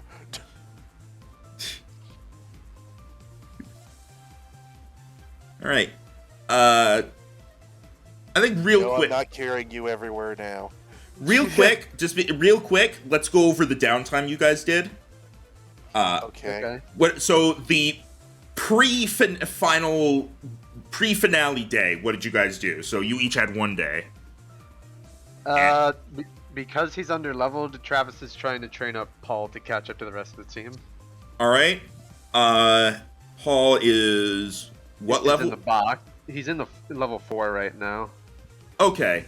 Mark down somewhere that he has 1 out of 5 grinding days done. Okay. And once he hits 5 grinding days, he will be level 5. I'd Okay. like to point out Silver's comment, Stunfisk, the Luna Lovegood of Pokemon. He's not wrong. What are you going to do with your second day? Are you just going to grind Paul more? Yep. Alright, then make it 2 out of 5. You can do the stone cutters. We'll get those leaves nice and sharp. Alright, Aiden, what do you want to do with the 1 downtime day you had before the finale? I think sort of as like as a celebration, he gives Dewdrop the day off and lets her kind of like enjoy a day by the river or something. And he is actually going to be nearby, starting to bond and train Melody. Ooh, alright. They are very underleveled and they have never been used before. So he's like, all right, let's see what you got. Let's see what you got, little lady. Do you The want good to? news is Do you want to make getting it? I was gonna say, do you want to make it a grinding day? Yeah, I said that was the flavor of what I was doing. Okay, sorry, I just want to make sure. Alright, mark down that it has 1 out of 4 grinding days complete. The good news is Scolipede is an early Evo for a triple stage Pokemon. Yeah, they're also only level 3, so I don't think this will take too long. Yeah, no, it's literally the way grinding is every day you spend grinding is 1 out of however many. The amount you need is the level that they're going to become, and you cannot get them higher than whatever is currently the highest level Pokemon in your party. Believe did actually looking at it, I think I want to put Titan in the box for now. Sorry, buddy, you just take too long to get to your final form. All right, you're gonna take Paul. Yep, because I want Paul to get the XP from traveling the next 2 routes to the gym. All right. Cade, what do you want to do with your day that you had before the finale of the contest? But I'm definitely gonna work on leveling up. So I think I'm going to work on training for. Can only be one specific Pokemon, or can it be like the whole group? For grinding, you do one at a time. That's fair. In that case, I like how we're heading up to the fighting gym and Joe has 3 Pokemon weak to fighting. oh no, they're not gonna be going in. Like honestly, the one I'm thinking of probably taking it will probably be. I'm assuming it's gonna. Again, it might be Razor and Alucard, but it could also be if Trapin's levels up, he could also end up being there instead. Oh, I figured you might use like maybe Sakura, because Oh wait, yeah, that's true. Plus, Sakura doesn't have to be able to get someone shine in too. But I think considering what ones we're going right now, I'm gonna see if Dune can level up a bit more. All right, give him 1 out of 7 grinding days to his next level. at least once he hits level 7, he will become a Vibrava. And grinding is worth less and more consistent XP as opposed to. I would say it's worth. It's not necessarily worth less. I would say. As opposed to using them. Okay. As opposed to using them instead of just having them in the bag, it is worth about the same, maybe a little less. The idea with grinding is I'm not really keeping XP in mind for it. It's literally just once you grind this many days, it levels up. And if you should level up naturally while you're grinding it, then you keep those grinding days for the next level. Okay. Okay. Grinding is separate from XP. Just think of it that way. Interesting. It's like effort days. Yeah, something like that. All right. Now that you've all done that, and the contest is over, you're all relaxing in the Pokemon Center with pretty much like almost everybody else that was in the contest. Sure love this generic cool drink they have here. Water in quotation marks. Why is it pink? Corsola water. It's healthy. You know what? Each of you are going to notice something. Everybody give me a D100. Oh Oh. boy. Here we Okay. go. Stuff is happening. 67. Okay, we have Oh! very spread out results here. That's 390s we got today.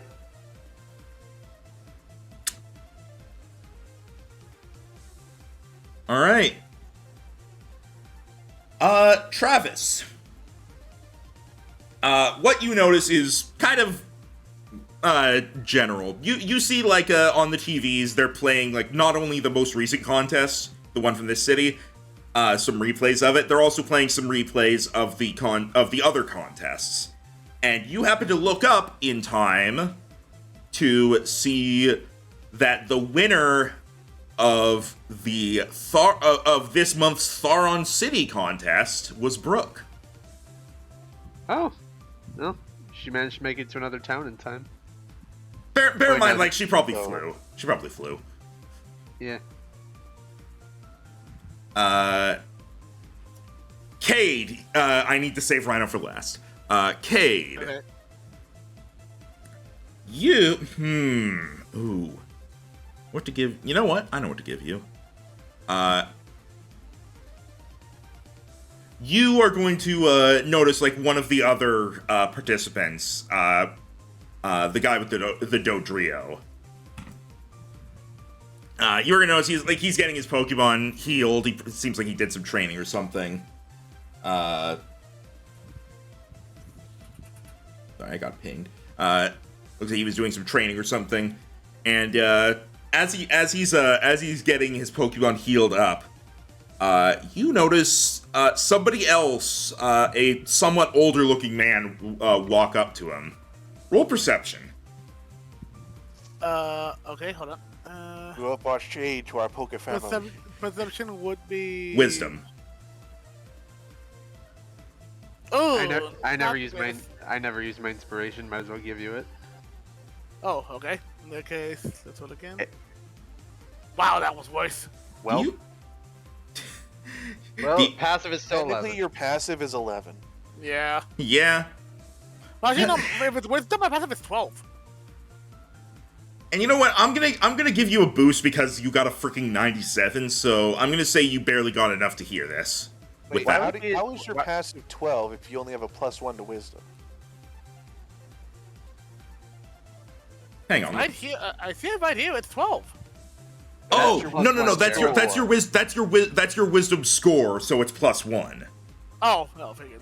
So your passive is 10 plus your wisdom score if you don't have perception proficiency. Okay, then that would be 11. Yeah. All right. So yeah, you're gonna overhear the old man, the older man, talking to the boy with the Dodrio. You don't make out everything, but you do hear the following. Listen, a member of the Elite Four can't be taking part in contests like this. Excuse me? I'm sorry. What? You heard me.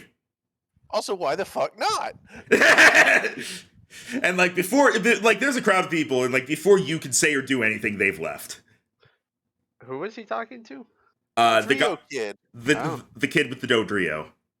Oh, Who Yeah, you, but I would've been who the you one actually who you actually remember from last time? He was the one with the Chatot. Oh. Oh. Gerald. Oh, Rhino. Oh. Wait, consider. also, his name is Fucking Hawk. bird. Of course. Also, wait. I'm the only one that heard that, right? Yes. Yeah. This Okay, is so- This is Rhino reacting, not Aiden. Yeah, I know. But I hearing that you would have been if the two were noticing me, or noticing Cade, they would have just noticed Cade, like immediately looked to where they were, freaking eyes budged out. They're going like pretty much almost as if did I hear that right? Aiden is kidding. They have juicy gossip. Look for both his friends. But unfortunately, he is currently seeing. Yeah, good. Good. Yeah, Aiden. You are also looking at one of the TVs because you spotted something. I enjoy this non-sports TV. while you were watching one of the TVs that was showing replays of the contest you just did, and while you're on stage, you didn't really notice this, but the contests all have they have sponsors, and they're like occasionally as the thing goes on, there'll be like electronic billboards or something that show like sponsor logos, like sponsored by the Tonolas department store or things like that. And you didn't see this on stage, but now that you're just relaxing, your eyes latch onto something. One of the sponsors, visible in the background of one of the shots, brought to you by PokéD Technologies.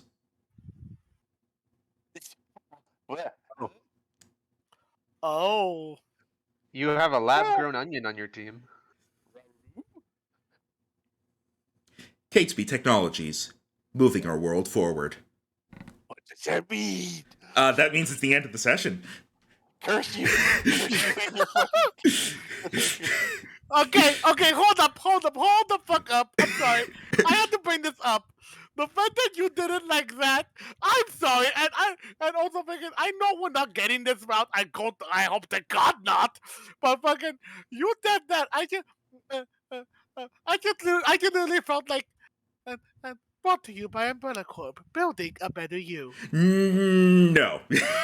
Not like that specifically, but just like genetics though, and I'm just like, Yeah. It's just like, it wasn't a dream. So it's like, oh my god, it wasn't a dream. Kate's like, oh my god, the Elite Four. And Travis is like, hey guys, look. That's this other contest. Oh, cool. Anyways. I turned to you. Looks Chikorita. Are you Chikorita too? You do have Chikorita with you. Kate would turn back to would turn back to like snapping out of like what he heard and go over and then more than likely notices that Aiden looks white as a ghost. I'm like, hey dude, is everything alright? So you know that dream I told you I had about Yeah. Chikorita talking? Yeah. It wasn't a dream. Wait, what do you mean? They said the name of a sponsor we had for the contest. I'm sorry, what? PokéD Technologies. He has his hand like protectively over Chikorita's Pokeball. You know what? See, like, tapping Cade. or something in it. Cade, you've lived here a while. Roll me intelligence or history, I guess. Ooh, okay. Just to see if it's familiar to you. Intelligence, you said? Yeah, or history if you have that. I don't have that, so come on, intelligence. That's good. That's good enough to get a bit of information. That name is familiar to you. It's not like it is kind of a decently big company. That is, you know, that company as being the Resara region's main producer of Pokeballs. It's like Devon Corp. Yeah, I was about to say that. It's not, Yeah. I was literally about to say it's nothing as big as like Devon Corp or freaking. I guess for me being from Tonola, or something like the Aether Foundation, but freaking. Oh, definitely not as big as like the Aether Foundation. They don't have their own island. They're You know the space base yet. their headquarters are in Tonolas City. And they're going like, wait, are you sure it was Kids? Because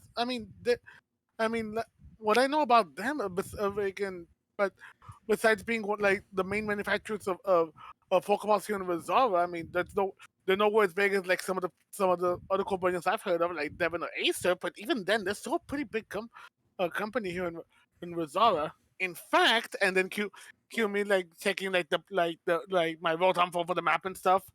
I think that they're based actually over in Idatana. Their headquarters, at least. Their base. Headquarters, main branch, you know what I mean. Instantly decided they're evil. Well, isn't that convenient?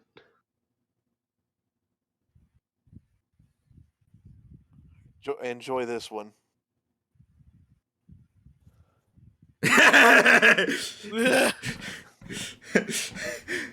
no, Hang on, hang on, none of hang on, that. hang on, Rhino. Let's act it out.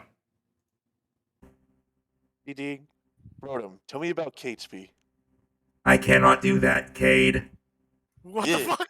Although if it turns out the Chikorita you caught escaped from them, I'm not sure if telling them is a good idea.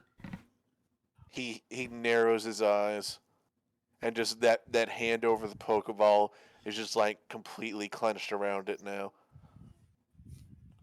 Roll a d100. Okay. 6. Wow, we've also had 3 single digits this As session. as you're clenching it, your finger accidentally presses on the button, and Zalia comes out.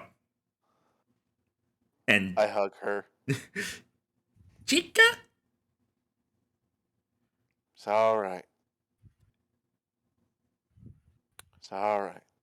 Freaking Kiyomi turned the light in the mood and goes like, well, that pretty much blew the freaking Elite Four knowledge that just got out of the water. Wait, the what now? Chit. So freaking, I just overheard it just now, but I don't know where they went. You you know that hawk that we've been seeing in the past in the past 2 contests we had. He in the first contest you and I went to, he had a chat out, and this time he was with the Dodrio. Didn't really notice him as much this time, and that's just because I didn't face him. But I guess he was the same person. I just heard someone come up to him, and and I could barely hear because of the crowd going in, but I know I distinctly heard them say an Elite Four member can't be taking part in contests. What? Why not? I'm not sure, but even then, it must be because he more likely trying to try out new stuff as a coordinator. But I'm also wondering why that's Reagan. For one, I'm still wondering Reagan, why they're not allowed, and two, if he is an elite four member, why wasn't he that as recognized and stuff? I mean, sure, I know, and they always set up a new elite four every time because of how the league works, but even they would have heard something by now. Also, if he really is an Elite Four, that means he's intentionally holding back to make it fair. Otherwise, he could just stomp the competition. Well, then again, contests Assume are he's training up new ones, but this raises a strange set of doubts in my mind. As I Although don't know, I'm starting to get a bad feeling between Team Stay's vague notions against the league, the stuff that went on with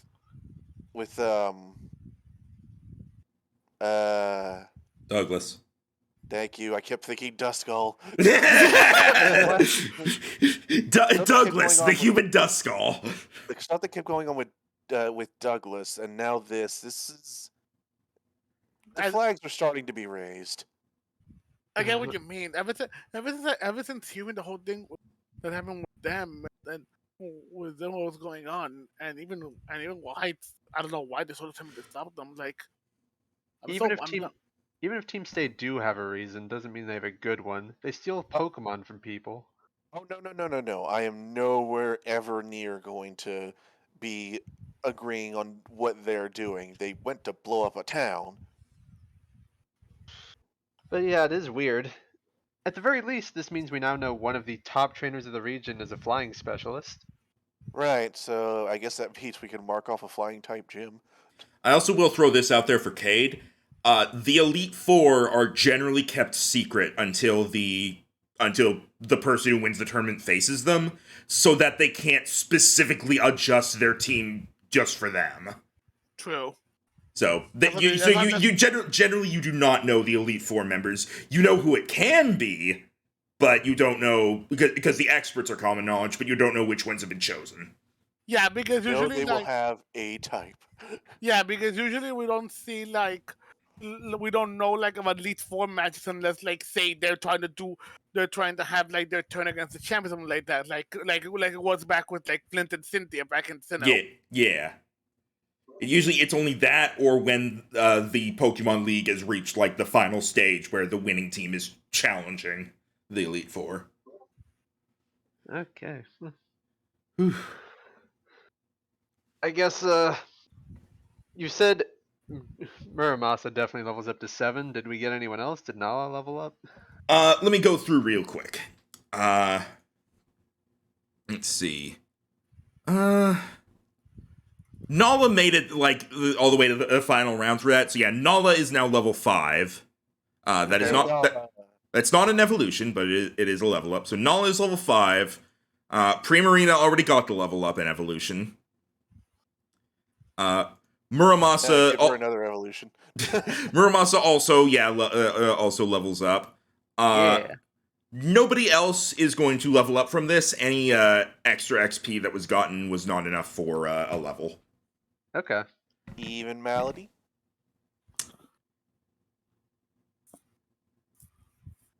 Roll me a D100. Okay. You're really good at those, apparently. Am I? I just rolled a 6. Yeah, do it. It's fine. You rolled a Okay. 95 earlier. 43. Down All the right. middle. You know what? Actually, yeah, Malady does level up. Okay, Yay. she was like level 3 before. So Yeah, I was basically like if you get below a 30, then no. All right, I'll have to do her level. Yeah, I think that level up might have made her into a Whirlipede. it did. Oh, cool. It also this means that your grinding is now 1 out of 5, but it still carries over.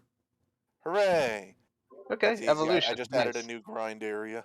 We get 2 evolutions because Travis is going to use the Dusk Stone to make Aegislash, and you get Whirlipede. So once again, Alright, next guys, time we'll have we 2 just- evolutions. All right, guys, we just need 3 more Whirlipede, and then we could have a car. It's called a Rev of Room. Thank you very much. Rolling around at the speed of bug. So, I believe Jero said he couldn't do the 21st, but are there any other days next week we can do? I know he leaves on the 17th for a different trip. I literally I leave the 22nd, and also from the trip beforehand I come in the 18th, so I could probably do but I'm not sure when on the 18th. So if need be, I could try to do the 19th and 20th, but considering this also going to be like right before the trip, I don't know. I think let's aim for Tuesday the 20th because that's like right in between. Yeah, I feel like I feel like that might work. Just if I get called away every now and then, just don't blame me. Yeah, that'll be fine. All right. So no guarantees, but we're going to aim for doing this Tuesday next week. Yeah. But we have a special Friday thing. That is right. This Friday, join us for something special with this same group, something that is going to also be Pokemon related, and something that may come with an in D&D campaign prize for the winner. Oh, I was wondering about that. And maybe this Saturday, the return of something. Hopefully. Maybe. Do you have time for that on top of the normal D&D game? Generally, yeah. So, Okay. by the way, I will also say, yeah, I don't think I'll be able to do anything the week after. okay, so the last week of December is going to be fully skipped, probably. Yeah, not only because of stuff going on, also because I come back that day, so on the 28th, but also because I'm gonna have family over the entire time, and yeah, I figured want to spend time with them. No offense. Yeah, that's fair. No, that's fine. All right. All right, so we'll be aiming for 19th or 20th. It's looking like 20th right now. We'll see if it changes. We'll see if we end up not being able to do it at all. But yeah, we're doing could always do a one shot that week. Yeah, that's true. I've got a couple ideas for like side things we could do if Joe's not around. But Meanwhile, in the forest, 2 children. so yeah, this Friday, join us for a special Pokemon thing that is different from this, but somewhat related. Bye. Goodbye. Bye.